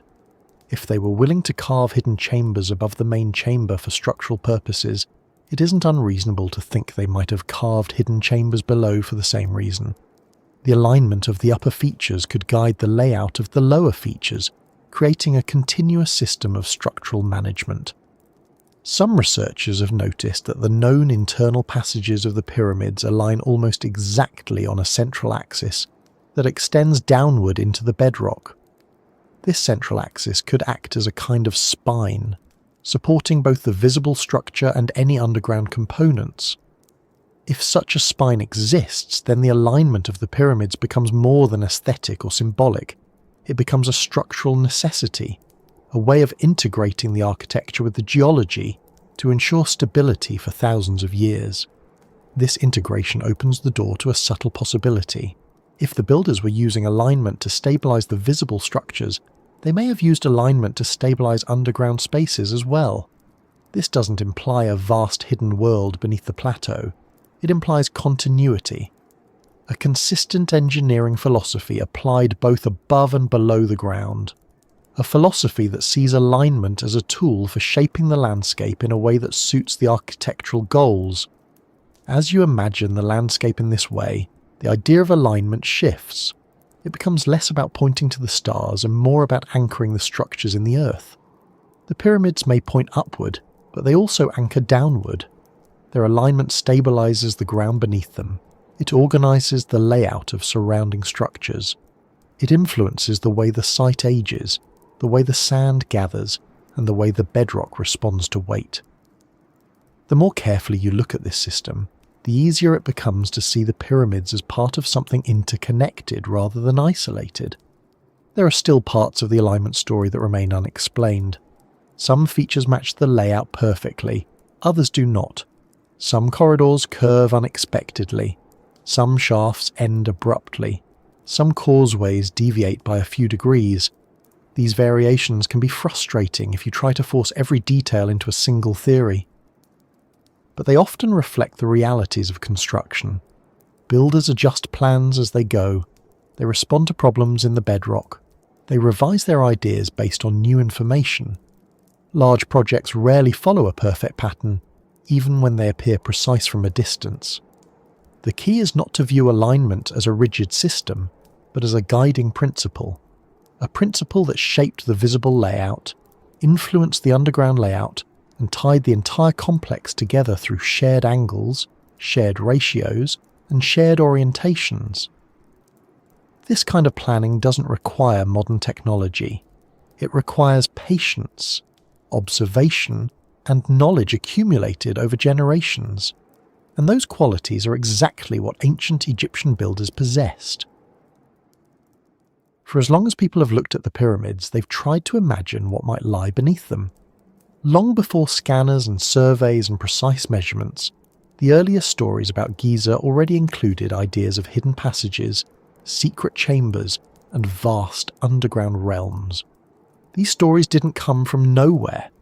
They were attempts to interpret the landscape using whatever information people had at the time, filtered through their cultural beliefs and their sense of what a monument of this size might contain. Over generations, the stories grew, shifted, and attached themselves to the structures in ways that survived, even as the civilizations that created them faded. What's interesting is not whether these stories are literal, it's how consistently they point in the same direction, downward. Ancient Egyptians rarely wrote openly about the internal workings of sacred sites. Much of their knowledge was reserved for priests, scribes, and builders. This silence left room for stories to grow around the pyramids. The earliest legends recorded by Greek visitors describe the pyramids almost as living structures, full of sealed corridors, hidden rooms, and carefully guarded pathways. These accounts often emphasize the idea that the pyramids contained knowledge stored in concealed locations beneath the ground. Greek historians weren't shy about weaving imagination into their reports, but they also recorded what Egyptian guides told them, and those guides often hinted at underground features even when they didn't describe them in detail. One of the earliest stories comes from Herodotus, who wrote that the builders of the pyramids created elaborate underground chambers that were connected to the Nile. According to his account, a canal flowed beneath the Great Pyramid, linking the interior to the river. Most modern scholars doubt the full details of this claim, but what matters is that ancient Egyptians themselves, or at least the people guiding Herodotus, believed in or spoke about subterranean architecture. The idea of rooms beneath the pyramids wasn't a later invention. It existed even in antiquity. Later writers expanded on these themes. Some described labyrinthine structures beneath the plateau. Others wrote of chambers filled with scrolls, tools, treasures, or writings meant to preserve knowledge through catastrophes. A few accounts claim that the underground areas were intentionally sealed to protect their contents from floods, invaders, or the erosion of time. These descriptions are often exaggerated, but they consistently mention carved spaces beneath the surface. Even if the stories grew over time, their foundations likely come from something real. Observations of shafts, depressions, or entrances that hinted at a deeper environment beneath the pyramids. Myths from the medieval period added another layer. Travellers from the Middle East wrote about secret doors hidden in the bedrock. Some stories suggested that tunnels beneath the plateau extended for miles. Others described chambers guarded by mechanical devices or traps. These stories often reflect the imagination of their time, blending spiritual beliefs with architectural speculation. But even through the embellishments, one consistent detail remains: the belief that the pyramids are only the surface of something larger. It's tempting to dismiss all of this as imagination. But myths often arise from kernels of truth, even when the details drift into fiction. If people repeatedly encountered signs of underground spaces, blocked entrances, shafts descending into darkness, unnatural depressions in the ground, they would naturally try to make sense of them. And in a time when written records were limited, myth served as a way to pass information across generations. There is also the way that legends form around places that inspire awe. Large structures tend to attract stories. People fill in the unknown with whatever explanations they can create. The bigger the unknown, the bigger the story. The pyramids sit in that space perfectly, standing between the visible and the hidden. The stories don't persist only because they're dramatic. They persist because they match the instincts people feel when looking at these structures. They look incomplete, as if what we see is only the beginning. Some ancient legends focus on something even more specific: the idea that the pyramids were built to protect knowledge from disaster, floods, fires, or catastrophic events. The notion is not historically accurate in the way the stories describe it, but it may reflect something simpler. Ancient societies often believed that important knowledge should be stored in durable structures. What is more durable than a pyramid? If people saw workers entering or exiting underground spaces during construction, the idea that these spaces held knowledge or served protective functions would have made sense. Then there are the stories tied to the Sphinx. Many legends describe tunnels beneath it. People claim there were doorways beneath the pores, chambers beneath the body, or passages that extended toward the pyramids. Early explorers searched for these features and sometimes reported finding small cavities or blocked entrances.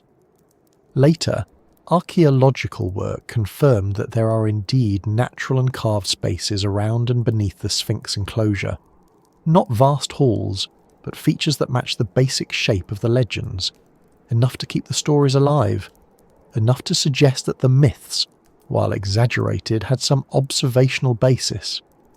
As centuries passed, these legends spread far beyond Egypt. Medieval scholars in Europe wrote about underground libraries. Renaissance writers speculated about concealed chambers filled with wisdom from the world's earliest civilizations. Even modern researchers, influenced by the imaginative layers of the past, sometimes wonder if underground areas might hold traces of earlier construction phases or storage spaces left behind by workers. Of course, modern science approaches these ideas more cautiously, but even cautious approaches acknowledge that the underground environment at Giza is not fully understood. When myths survive for thousands of years, it's rarely because they remain unchallenged. They survive because new discoveries continue to echo parts of their stories.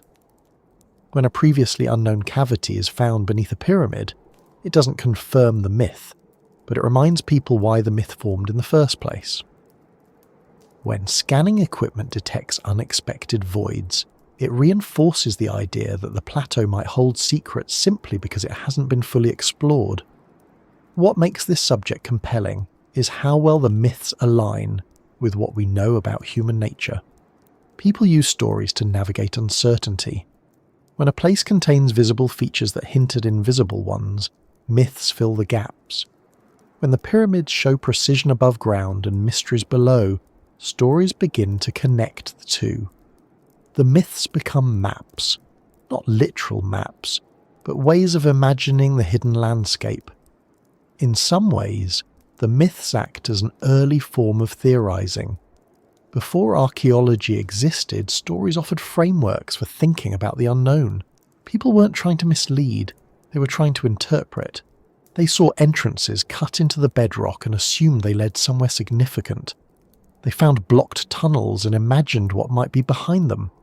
They noticed alignment between structures and wondered whether the same alignment extended underground. In this way, myth becomes less about invention and more about speculation based on observation. There is also the symbolic side of these stories. Ancient Egyptians often used symbolic language to describe sites. When they said something was beneath the earth, they didn't always mean it literally. They sometimes meant it belonged to the realm of the afterlife or the domain of the gods. Over time, symbolic language can be taken literally, especially by outside cultures. A story about knowledge hidden beneath the earth could easily become a story about physical chambers below the pyramids once it passed through enough generations.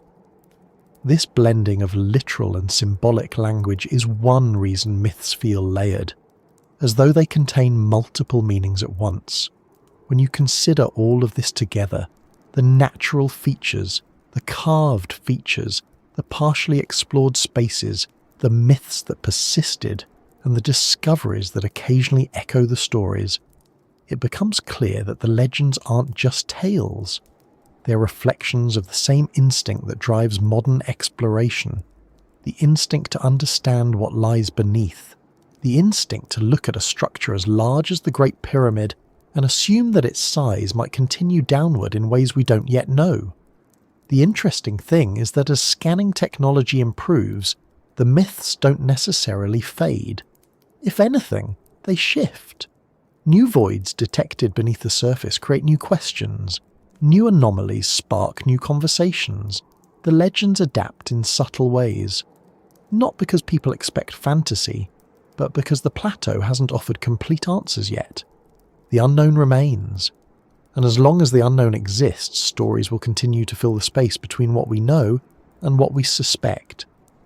The more time you spend thinking about this, the more you begin to see the myths as part of the site's history rather than distractions from it. They represent thousands of years of interpretation, ideas passed down through cultures trying to make sense of a place that still inspires questions. The ground beneath the pyramids is uneven, complex, and largely inaccessible. Those qualities make it fertile ground for stories. but they also make it a place where partial truths can hide. Even modern researchers acknowledge that the underground structure of the plateau is something still being mapped, not because they expect dramatic discoveries, but because the geology, the carved features, and the layers of history create a puzzle that takes time to understand. The myths may exaggerate the scale, but they match the direction. They point downward. They match the instinct to see the pyramids as more than surfaces. When people look at the pyramids today, they often describe them as impossible. Not literally impossible, but close enough that the thought hangs in the background. It comes from a simple contrast. On one hand, the pyramids are enormous. They involve millions of stone blocks, precise alignments, complex internal chambers, and a scale of planning that stretches across decades. On the other hand, they were built without modern machinery, without advanced metallurgy, without digital measurement tools, and without the kinds of technologies that seem essential for projects of this scale. When modern engineers examine the pyramids, they sometimes admit that recreating them with exact historical methods would be difficult.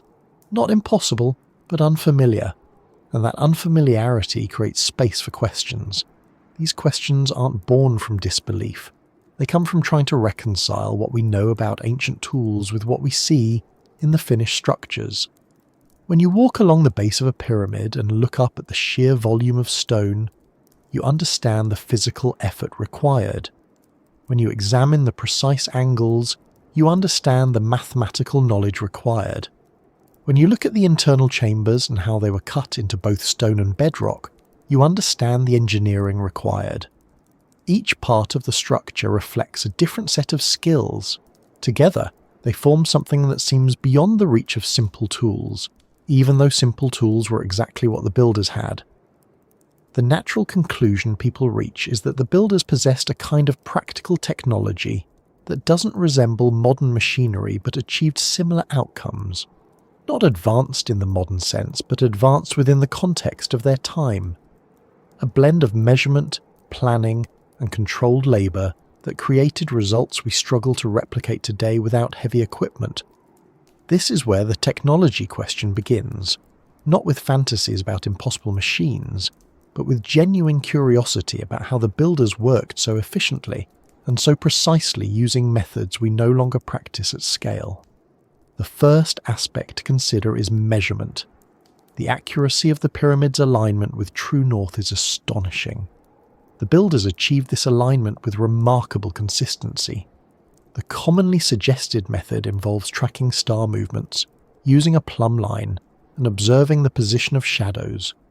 These methods are simple in concept, but they require patience and repeated measurement. If the builders spent nights observing the sky and days marking positions on the ground, they could achieve excellent precision. But this level of precision also implies organizational structure. People had to record information, pass it to teams, and ensure it remained consistent across the entire construction site. Next comes the question of stone cutting. The limestone blocks that form most of the pyramids could be carved with copper tools, stone hammers, and abrasion. Copper chisels needed constant resharpening, but with enough workers, maintenance could happen continuously. Granite blocks, used in the core of the Great Pyramid's internal structure, posed a greater challenge. Granite is far harder than limestone. Cutting it with copper alone would have been incredibly slow. Instead, the most likely method involved pounding stones, quartz sand abrasion, and simple but effective drilling techniques that combined rotation and pressure. These methods don't produce results quickly, but they produce results reliably.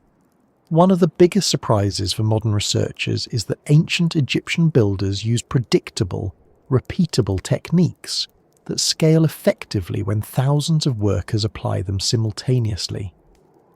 A single copper chisel cutting granite is inefficient. Hundreds of tools used every day for years become something else entirely. A modern engineer may look for efficiency of individual tools. Ancient builders relied on efficiency of labour systems. The scale compensated for the limitations of the tools. Transporting the stones raises another set of questions. The common image of workers dragging blocks across the desert on wooden sleds is accurate but incomplete. Experiments show that sleds move more easily when the sand ahead is wetted. This reduces friction, allowing heavy stones to move with fewer people. Archaeologists found wall paintings showing workers pouring water in front of sleds, suggesting that this technique was known. Moving stones over ramps remains one of the more debated topics, but the simplest methods, straight ramps, zigzag ramps, or combinations of both, remain the most likely. Each has advantages and disadvantages, each requires enormous labour, but none are beyond plausibility when you consider the decades spent constructing a single pyramid. The precision inside the pyramids is another aspect that causes people to raise their eyebrows. The internal chambers involve straight lines, smooth surfaces, and tight joints between massive blocks. These features appear more advanced than what copper tools should allow, but the builders likely used harder stones to finish surfaces. Dolerite pounders are extremely effective for shaping hard stone. Rubbing blocks together with sand in between can produce a surface that feels surprisingly smooth. Measuring the internal angles with consistent tools, wooden squares, plumb lines, and string could produce carefully aligned passageways. The most intriguing part of this is how the builders maintained standardization across the site. They used consistent units of measurement. The cubit, for example, remained stable in length due to physical reference rods kept by officials. This ensured that even when blocks were cut in different quarries or shaped by different teams, they fit together correctly. It wasn't individual tools that made the difference. It was the system of measurement and the discipline that enforced it. Then there is the question of planning. Large construction projects today rely on detailed blueprints, models, and coordination. The pyramids likely had their own equivalent, maybe not on parchment or papyrus, but in the form of architectural layouts drawn on the ground, carved markers on bedrock, and instructions passed through high-ranking overseers. Partial diagrams found in tombs suggest that architects use simple sketches to plan structures. The precision of the pyramids implies they had more extensive plans than what has survived. But this doesn't imply anything mysterious. Ancient records rarely survive unless carved into stone. Most planning materials were perishable. What makes the technology question especially interesting is that, even with all of these known methods, parts of the pyramid still seem difficult to explain. For example, how did they lift the largest granite beams into place? The beams above the king's chamber weigh tens of tons. Moving them into the chamber required coordination between ramps, levers, and manpower. The process would have been slow and dangerous, but slow and dangerous isn't the same thing as impossible. The builders likely used temporary supports, incremental lifting, and wooden frames to move the beams upward a few centimeters at a time. Over weeks or months, the beams could be raised to their intended positions. Modern simulations show that such techniques are feasible, but feasibility doesn't remove the sense of amazement. The fact that something can be done doesn't diminish the detail of how it was done, and the fact that we can barely scan parts of the pyramids today due to thickness, density, or the limitations of ground-penetrating technology adds a quiet irony. We struggle to examine the structure with machines that didn't exist when it was built. The builders created something so massive and so dense that even modern instruments have difficulty detecting the full layout. Yet the builders worked with nothing more than stone, metal, wood, rope, and mathematics. There's another aspect of this that often goes overlooked. The builders didn't need advanced technology to build the pyramids. They needed organization. They needed consistent food supplies, water, shelter, and tools for thousands of workers across decades.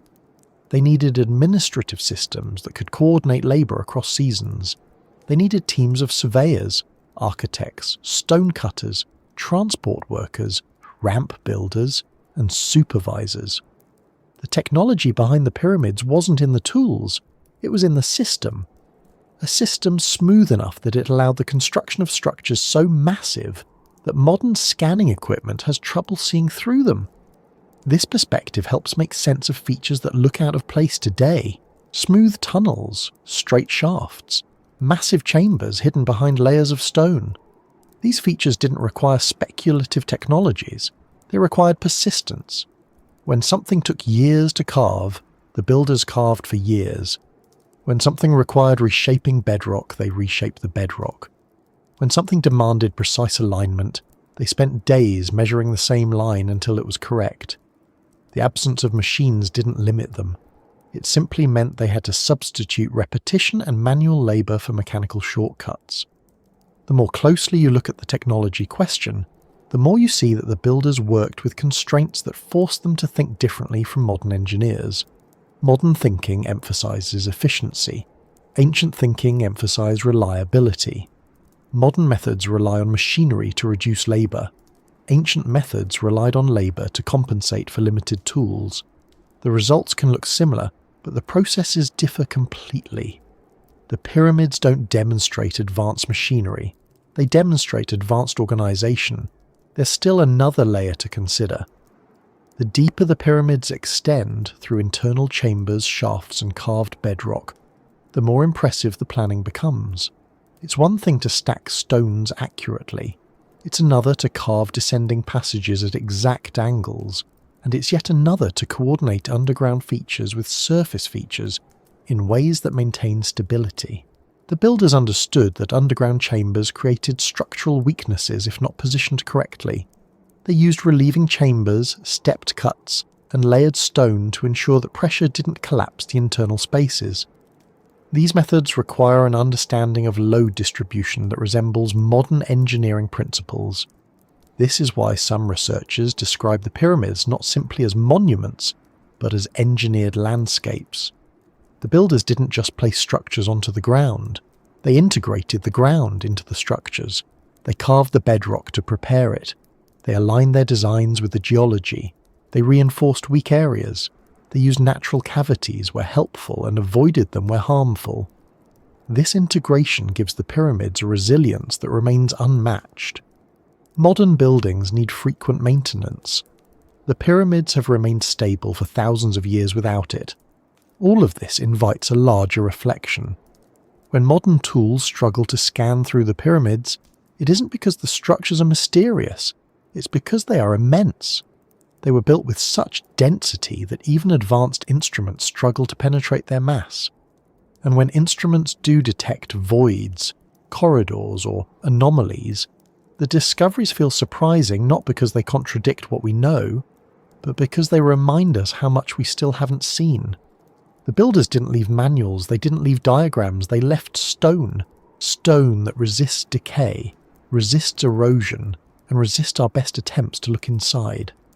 The technology question ultimately leads to a conclusion that feels grounded. The builders use simple tools in sophisticated ways. They replace machinery with coordinated labour. They replaced written blueprints with practical planning. They replace mechanical precision with accumulated experience. And the combination of these elements created structures that feel advanced, not because of mysterious tools, but because of the consistency with which these methods were applied. The fact that we can barely scan parts of the pyramids today adds to the sense of quiet wonder, but it doesn't require extraordinary explanations. It simply highlights how unusual it is for an ancient structure to challenge modern equipment. When you start thinking about how the pyramids interact with the ground beneath them, it becomes difficult not to notice something unusual about the landscape itself. The Giza plateau doesn't look like a place chosen randomly. It has a certain structure to it, a certain pattern of ridges, flats and layers that feel like they were selected with intention. If you stand at different points on the plateau and look around, the ground rises and falls in ways that seem to support the placement of the pyramids, not in a symbolic sense, in a practical one. The more closely you examine the geological setting, the more the plateau begins to look like a natural foundation, prepared long before any stones were placed. And when you combine that with the way the builders carved into it, shaped it, and aligned their structures along its surfaces, the landscape starts to resemble something that was approached almost as if it were part of the engineering plan itself. Geologists who study the plateau often describe it as layered limestone formed millions of years ago when the area was covered by shallow seas. Over time, sediment accumulated, solidified, and compressed into rock. Some layers became dense and strong, others formed with pockets of air or with softer textures. The result is a natural structure that isn't perfectly uniform. It contains natural rises where the limestone is strong.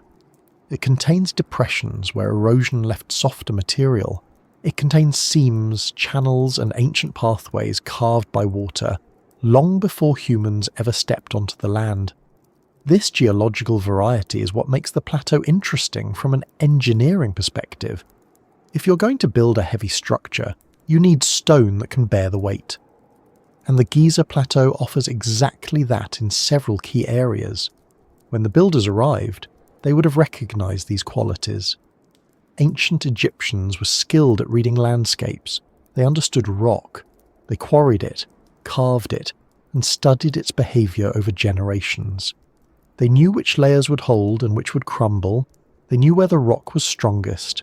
They knew how to cut into it without destabilizing it. They were in many ways geologists without modern terminology. When they looked at the plateau, they weren't just selecting a place to build. They were selecting a place where the ground itself could participate in the structure. One of the clearest examples of this is the base of the Great Pyramid. Large portions of its foundation are not built from blocks. They are carved directly into the bedrock. This means the builders didn't treat the ground as something separate from the pyramid. They treated it as part of the foundation. They trimmed it, levelled it, and shaped it with precision. Some parts are cut so smoothly that modern researchers at first assumed they were built stones, but closer inspection shows that these are natural layers of limestone shaped intentionally to support the structure. This blending of carved bedrock and placed blocks creates a hybrid foundation that takes advantage of both natural solidity and engineered precision.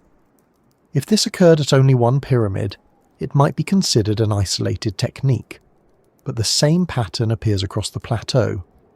The Khafra pyramid, perched slightly higher than the Great Pyramid, also integrates the bedrock into its base. The Menkaure pyramid does as well, though in different ways. When you look at the cross-sections of the plateau, you see that the builders positioned each pyramid on a specific geological layer. Not just any layer, the strongest layers. The layers most resistant to erosion. The layers least affected by ancient water flow. This suggests a level of geological awareness that goes beyond simply picking a convenient site. It suggests that the builders understood that the plateau itself had to participate in supporting the structures. They weren't looking for a flat area. They were looking for a stable one. And the way they shaped the ground shows that they deliberately matched their architecture to the geological strengths beneath it. There are parts of the plateau that are less stable. Softer limestone fills certain regions. Natural cavities appear where ancient water once flowed. These cavities could compromise the weight distribution of a large structure, but noticeably the builders avoided placing their heaviest architecture on these weaker areas. They didn't build massive foundations over soft zones. They didn't place internal chambers near natural voids unless those voids were reinforced or filled. Even the causeways connecting the pyramids to their valley temples follow routes that avoid geological weaknesses. When you look at a geological map of the area and overlay the architecture, it's difficult not to notice how well the structures fit into the strongest parts of the terrain. This raises a natural question. How much of this was intentional? And how much was the result of builders adapting as they went? Builders of large ancient structures often started with an idea and adjusted it based on what they found beneath the surface. If they encountered soft stone, they shifted. If they found a cavity, they filled it or carved around it. But at Giza, the patterns feel too consistent to be incidental. The alignment of the pyramids follows a predictable geological line. The foundations match the strongest layers. The placement of temples and causeways follows routes compatible with the natural topography. It almost looks as though the builders surveyed the geology and then designed the complex to match what they found. And if that is the case, then the plateau becomes not just a location, but a carefully selected and optimized foundation. Some researchers have suggested that the ancient builders deliberately shaped parts of the plateau to achieve certain forms. They carved trenches, leveled surfaces, and removed large quantities of bedrock before construction. These modifications created smooth working platforms, but they also created geometric forms in the bedrock that mirror the structures above. Long rectangular cuts beneath the pyramids resemble reverse outlines of the buildings. Linear trenches follow the same directional patterns as the pyramid bases. These features show that the builders were not merely flattening the ground, they were using it as part of their layout. Imagine a large team of workers carving long straight lines into the bedrock, marking out the footprint of the structure that would rise above them. These lines could function as guides. They could serve as the earliest form of large-scale ground diagrams, and because they are cut directly into the limestone, they would survive thousands of years, even if covered by sand. Some of the trenches beneath the pyramids today appear to serve exactly this purpose. They mirror the shape of the pyramid. They mark out internal divisions. They represent the earliest stage of construction, what we might call the ground plan. Once you see these patterns, the plateau begins to feel less like a neutral canvas and more like a foundational diagram, a kind of enormous drafting surface where the builders marked out positions, tested ideas, and shaped the bedrock before lifting a single block. This interpretation doesn't require anything beyond practical planning. Many ancient cultures drew plans directly onto the land itself, carving markers or placing stones to guide construction. But the scale at Giza makes it especially striking. The ground plan is so large that it becomes part of the landscape, and the landscape in turn becomes part of the architecture. This integration might explain why certain myths and stories persisted through ancient and medieval history. People sensed that the plateau had been shaped intentionally, not just by the placement of the pyramids, but by the way the ground itself seemed carved, aligned, and organised. When something looks natural, but also bears marks of human intervention, it invites speculation. Some early writers believed the entire plateau was engineered, not in the sense of being artificial, but in the sense of being selected and shaped with such foresight that it felt unnatural to them. The idea that the landscape was designed doesn't imply anything extraordinary. It simply means that geological knowledge guided the planning process. When builders understand geology deeply, their structures interact with the land in ways that seem almost seamless. The pyramids appear anchored to the earth. They appear to rise naturally from it. Their placement looks inevitable rather than imposed. And that sense of inevitability is often a sign of careful planning. There is another intriguing aspect to consider. The plateau contains several flat areas surrounded by natural ridges. These flat areas appear ideal for construction, but they also appear in places where ancient water flow carved away softer stone, leaving behind natural shelves. These shelves provided ready-made platforms. Builders could carve them further, levelling them with precision. The result is a landscape where natural and artificial shaping blend so closely that distinguishing between the two becomes difficult. This blending raises the possibility that the builders intentionally enhanced geological features that already existed. They may have followed natural lines when carving trenches. They may have expanded natural ledges to support structures.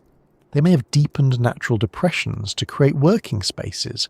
And in the process, they transformed the plateau into something between a natural formation and an engineered environment. Not a designed landscape in the modern sense, but a selected one, chosen because its natural qualities aligned with the needs of the architecture. When modern researchers examine the plateau using ground-penetrating radar or seismic mapping, they sometimes notice that anomalies beneath the ground follow patterns similar to the structures above. This suggests that the underground environment may reflect construction phases, natural cavities, or geological boundaries that influence the builders' decisions. If the builders knew where the natural cavities were, they might have incorporated that knowledge into their layout. They might have placed internal chambers away from weak zones. They might have reinforced areas where the geology required additional support. The fact that the pyramids have remained stable for thousands of years supports the idea that these decisions were deliberate. The more you explore this geological story, the clearer it becomes that the plateau is not simply the location of the pyramids, it is part of the pyramids. It shapes the structures as much as the structures shape it. The builders didn't impose their will on the landscape. They collaborated with it. They used its strengths. They avoided its weaknesses. And by doing so, they created architecture that feels fused with its environment in a way that few ancient sites achieve. Whenever you look at a structure as massive and enduring as a pyramid, it's almost impossible not to respond emotionally in some way. Even if you approach it with a scientific mindset, focus purely on measurements, geology, or engineering, the sheer presence of the thing makes you step back for a moment. There's something about standing in front of a structure that has outlived entire civilizations, that has remained in place while languages changed, empires rose and fell, and the landscape around it shifted again and again. That sense of scale reaches somewhere in the human mind that calculation alone doesn't explain. And once you notice that reaction, it becomes easier to understand why people have always looked at the pyramids and wondered whether they are part of something larger. This instinct isn't unusual. Humans have always tried to make sense of things that surpass the ordinary. When confronted with something enormous, something unfamiliar, or something unexpectedly precise, the mind tries to give it context. It searches for a framework that makes the experience equal to the feeling it creates. If a structure feels larger than its physical dimensions, people look for meaning that matches that feeling. If a place feels older than recorded history, people imagine stories that stretch back farther than written records. If a building seems too stable to be the work of simple tools, the mind wonders what tools might be missing from the picture. This doesn't come from misunderstanding. It comes from the way humans process awe. Awe is a combination of curiosity, humility, and wonder. It makes people step outside their familiar patterns of thinking. It encourages them to imagine that the world might be bigger or stranger or more layered than they realized. The pyramids evoke this feeling consistently. They do it to travelers who see them for the first time. They do it to researchers who spend decades studying them. They do it to people who have never visited Egypt but see photographs and feel drawn to the structures anyway. The combination of size, age, and precision creates a reaction that is deeply human. This reaction helps explain why stories, theories, and interpretations surrounding the pyramids often extend beyond the physical structures themselves. People want explanations that feel proportional. If the pyramids are enormous, their purpose must be enormous. If their engineering is precise, the intention behind it must be equally precise. If they feel like more than monuments, people imagine they were meant to be more than monuments. This doesn't mean the explanations are right or wrong. It means that when something exceeds our expectations, the mind looks for meaning equal to the impression it leaves. You can see this pattern in many ancient cultures. When people encountered mountains so large they seemed impossible, they imagined they were the homes of gods. When they saw storms they couldn't predict, they created stories about spirits battling in the sky. When they saw monuments built by earlier civilizations, they imagined that giants or divine beings must have shaped them. Human imagination expands to match the scale of what it encounters. The pyramids sit directly in this category. They are enormous. They are stable. They're older than many cultures can easily comprehend, and they produce the same kind of stretching effect on the imagination.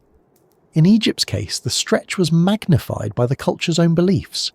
Ancient Egyptians had a worldview that connected the physical and the symbolic. Monuments weren't just structures. They were representations. They were bridges between the seen and the unseen. Tombs weren't just burial places. They were gateways. Temples weren't just buildings. They were living spaces for deities. When you combine this symbolic worldview with structures as large as the pyramids, you get layered meanings that blend architecture, religion, and narrative. Later generations inherited these layered meanings, sometimes without understanding the original context. As the meanings shifted, the sense of depth surrounding the pyramids grew. Over time, this layering created an environment where myths and physical structures merged. People saw the pyramids as more than stone because the stories they heard described them as more than stone.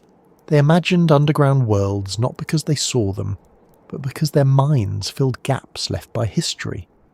They imagined hidden chambers because the architecture seemed to encourage the idea of hidden places. They imagined larger purposes because the scale of the structures made small purposes feel inadequate. These reactions weren't unreasonable. They were human responses to a place that inspires the desire for something beyond what can be measured. You can see this pattern today. People walk around the pyramids and feel compelled to ask questions that stretch beyond engineering. They ask why the pyramids were built. They ask what meanings were attached to different architectural choices. They ask whether the structures served functions we haven't identified. They ask whether the builders understood something about the land, the sky, or the passage of time that we have overlooked. These questions arise not because the structures lack explanations, but because the explanations feel small compared to the impression the pyramids create. Another part of this human response comes from the desire for continuity. People want to feel connected to something larger than themselves. When they encounter structures that have survived thousands of years, they feel a kind of anchoring connection to the past. The pyramids offer a physical link to people who lived in a world completely different from ours, yet experienced the same sun, the same sky, the same horizon. This continuity feels reassuring. It gives people the sense that time has a shape, that certain things endure even as everything else changes. The pyramids become not just structures but symbols of stability in a world that constantly shifts.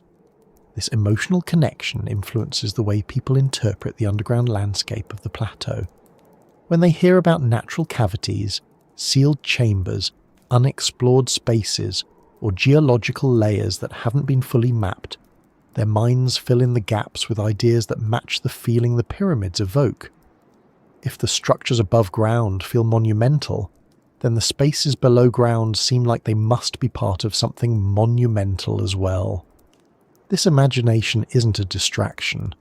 It's a reflection of the way the human mind tries to create narratives that fit the experience. Even researchers feel this pull.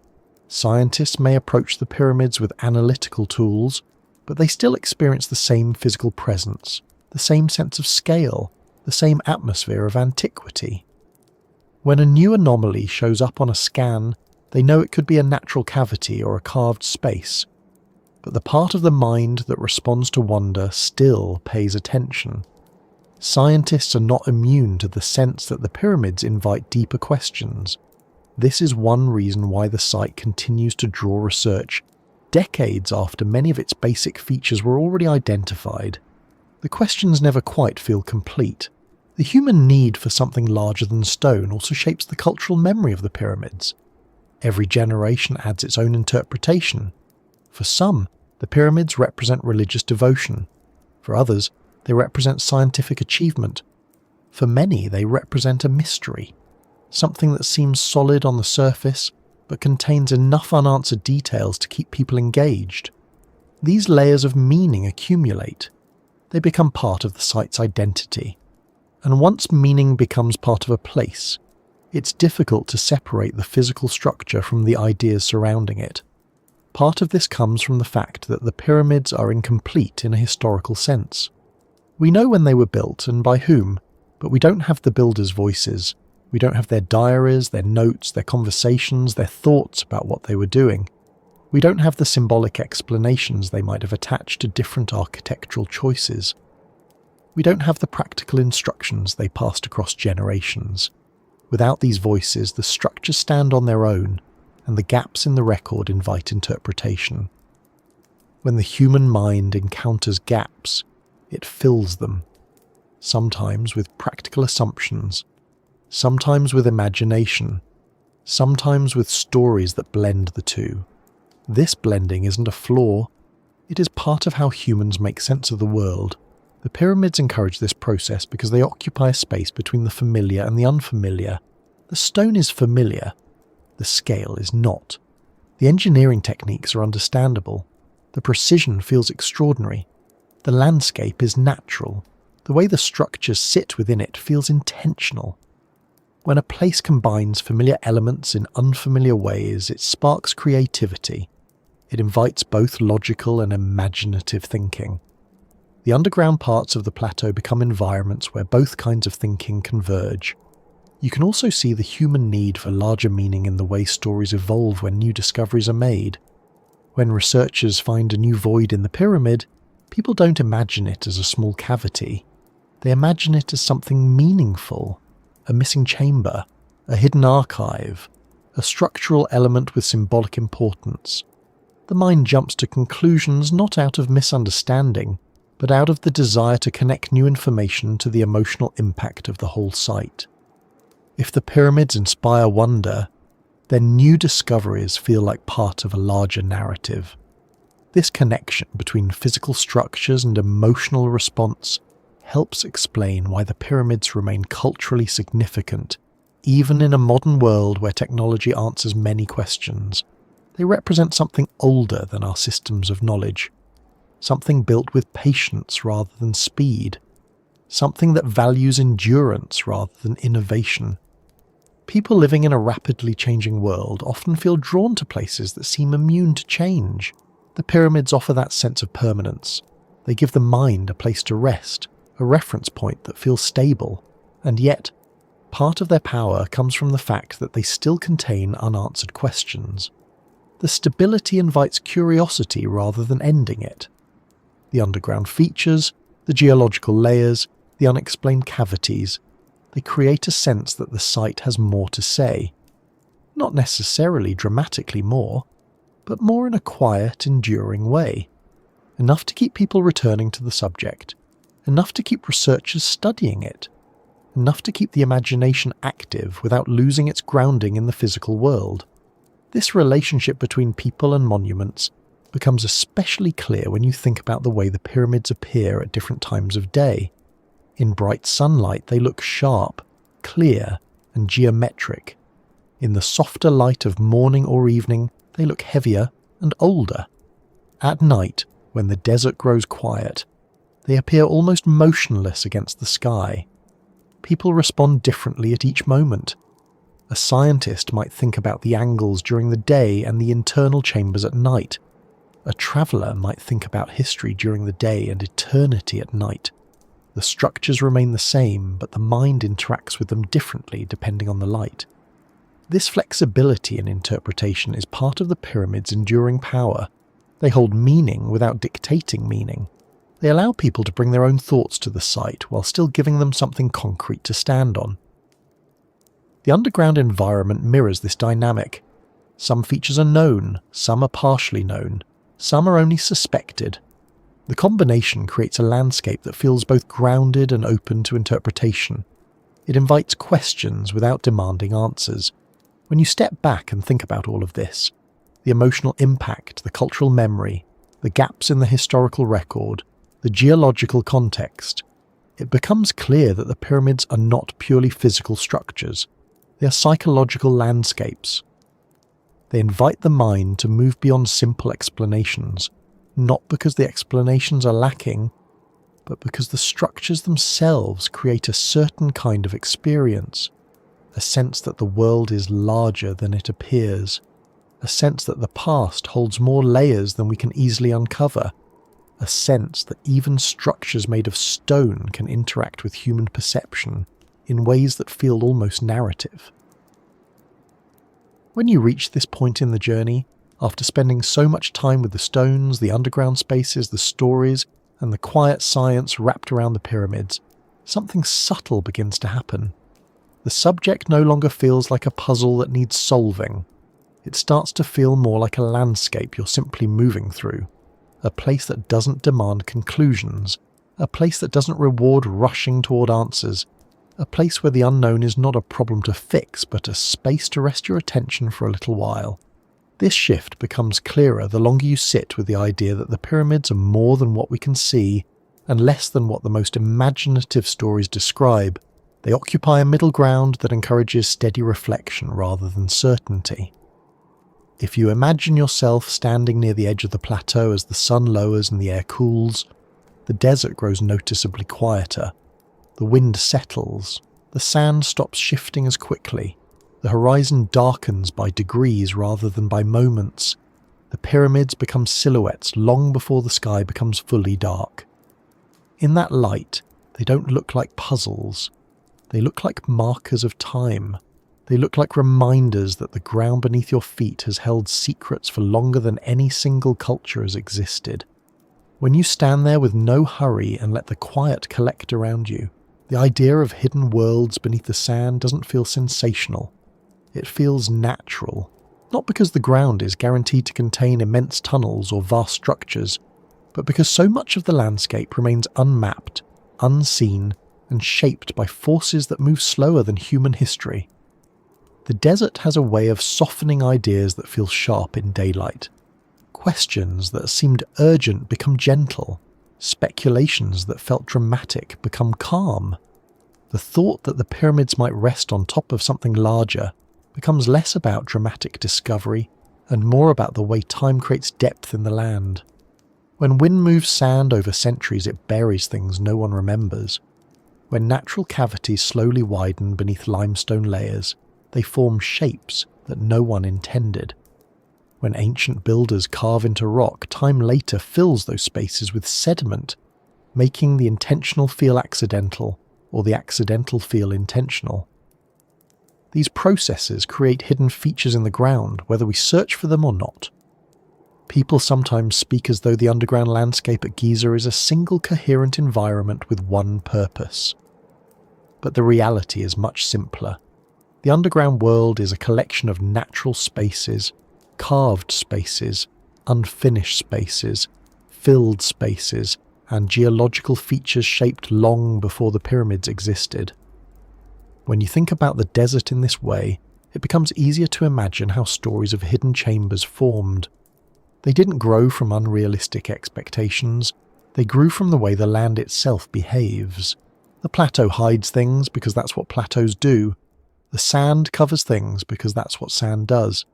And the deeper layers of limestone carry their own quiet, ancient patterns that people have tried to understand for thousands of years. Standing there in the fading light, the idea that something still sleeps beneath the sands doesn't feel like a guess. It feels like an observation, not of specific structures or specific tunnels, but of the way the desert conceals and reveals slowly, almost reluctantly. You might not know what is buried beneath your feet, but you can feel certain that something is there because deserts always contain layers that haven't been touched. Geological layers, remnants of earlier construction phases, unfinished quarries, natural hollows, and the ordinary debris of ancient life. Together, these things form a hidden world that isn't dramatic but is undeniably real. It may not match the scale of the pyramids above, but it still adds depth to the idea that the visible monuments are only part of a much larger story.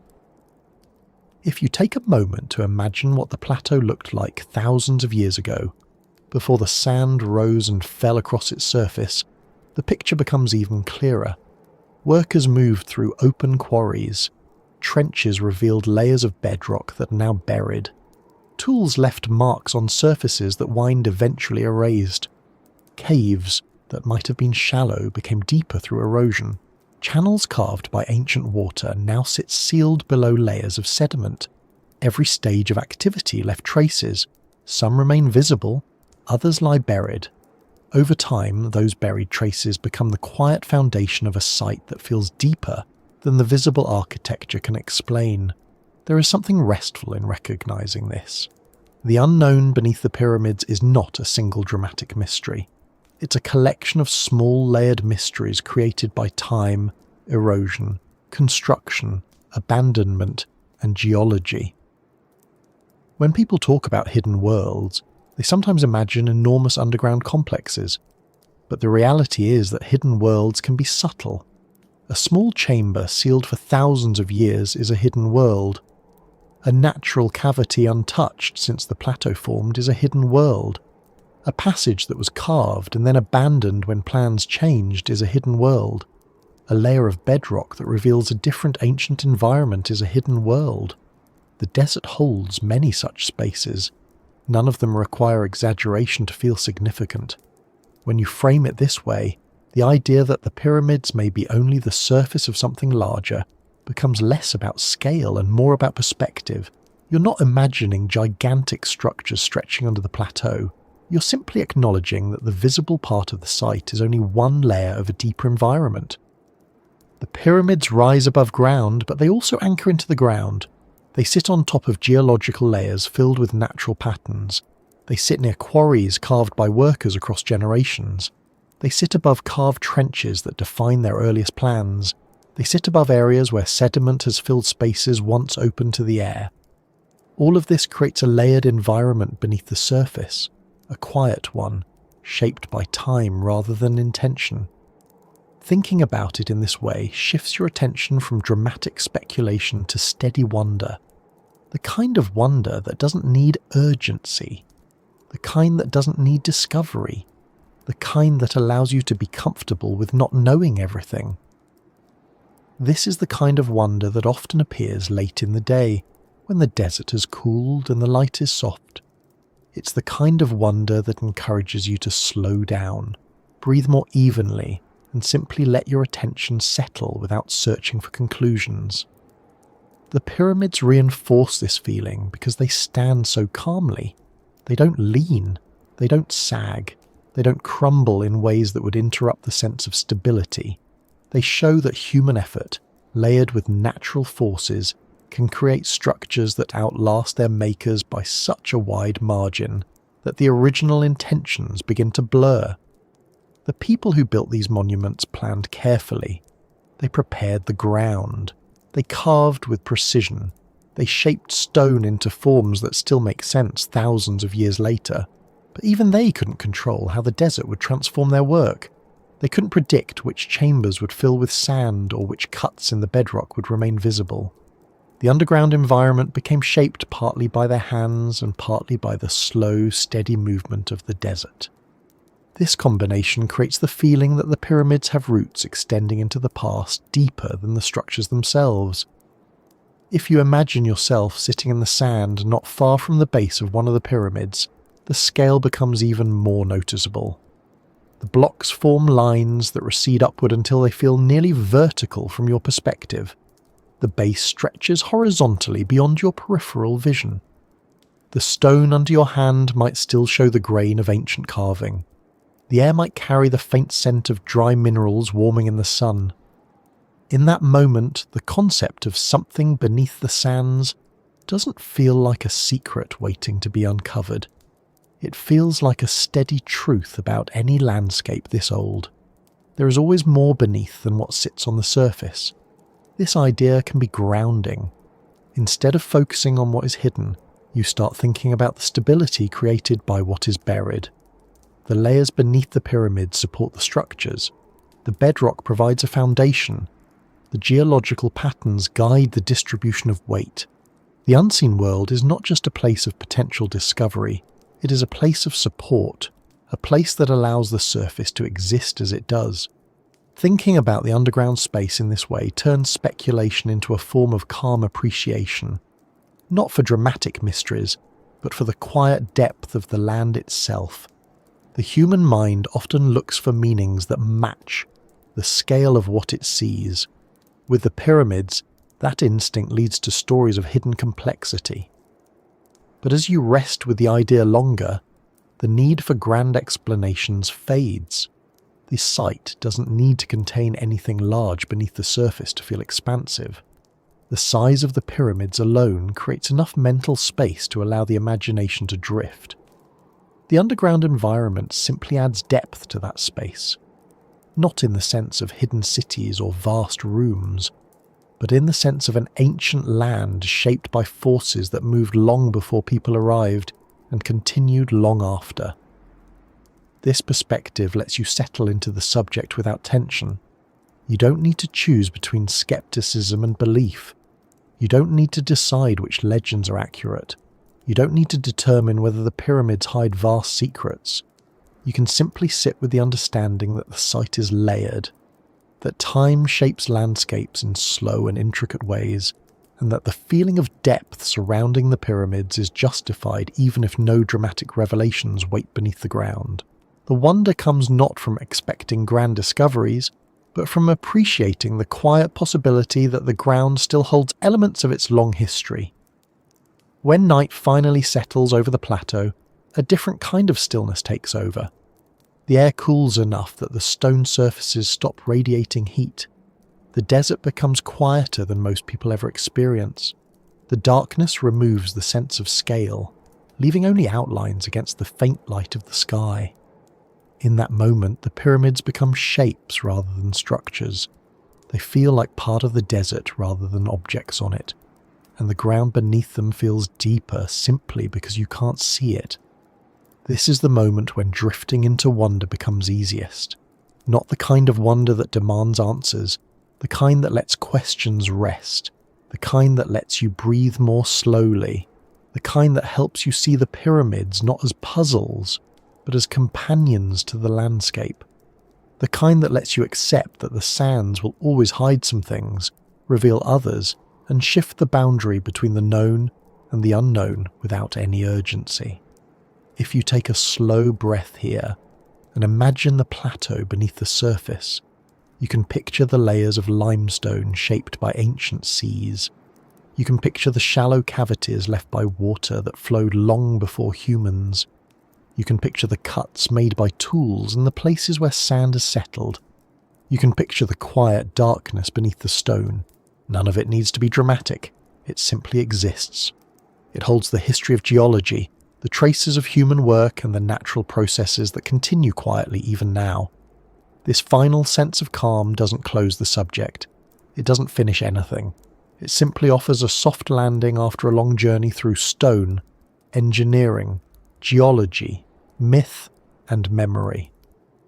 Just as the desert shifts slowly from day into night, the exploration shifts from curiosity into rest. You can carry the thought that the pyramids stand above something larger not as a claim, but as a gentle awareness that any ancient landscape contains more layers than the eye can see. And the knowledge that some of those layers will remain hidden isn't frustrating. It's peaceful. The sands will keep their secrets at their own pace. The stones will hold their silence. And you can leave the subject here, letting the last traces of wonder settle quietly, exactly where they belong in the calm space between what is known and what still sleeps beneath the desert surface.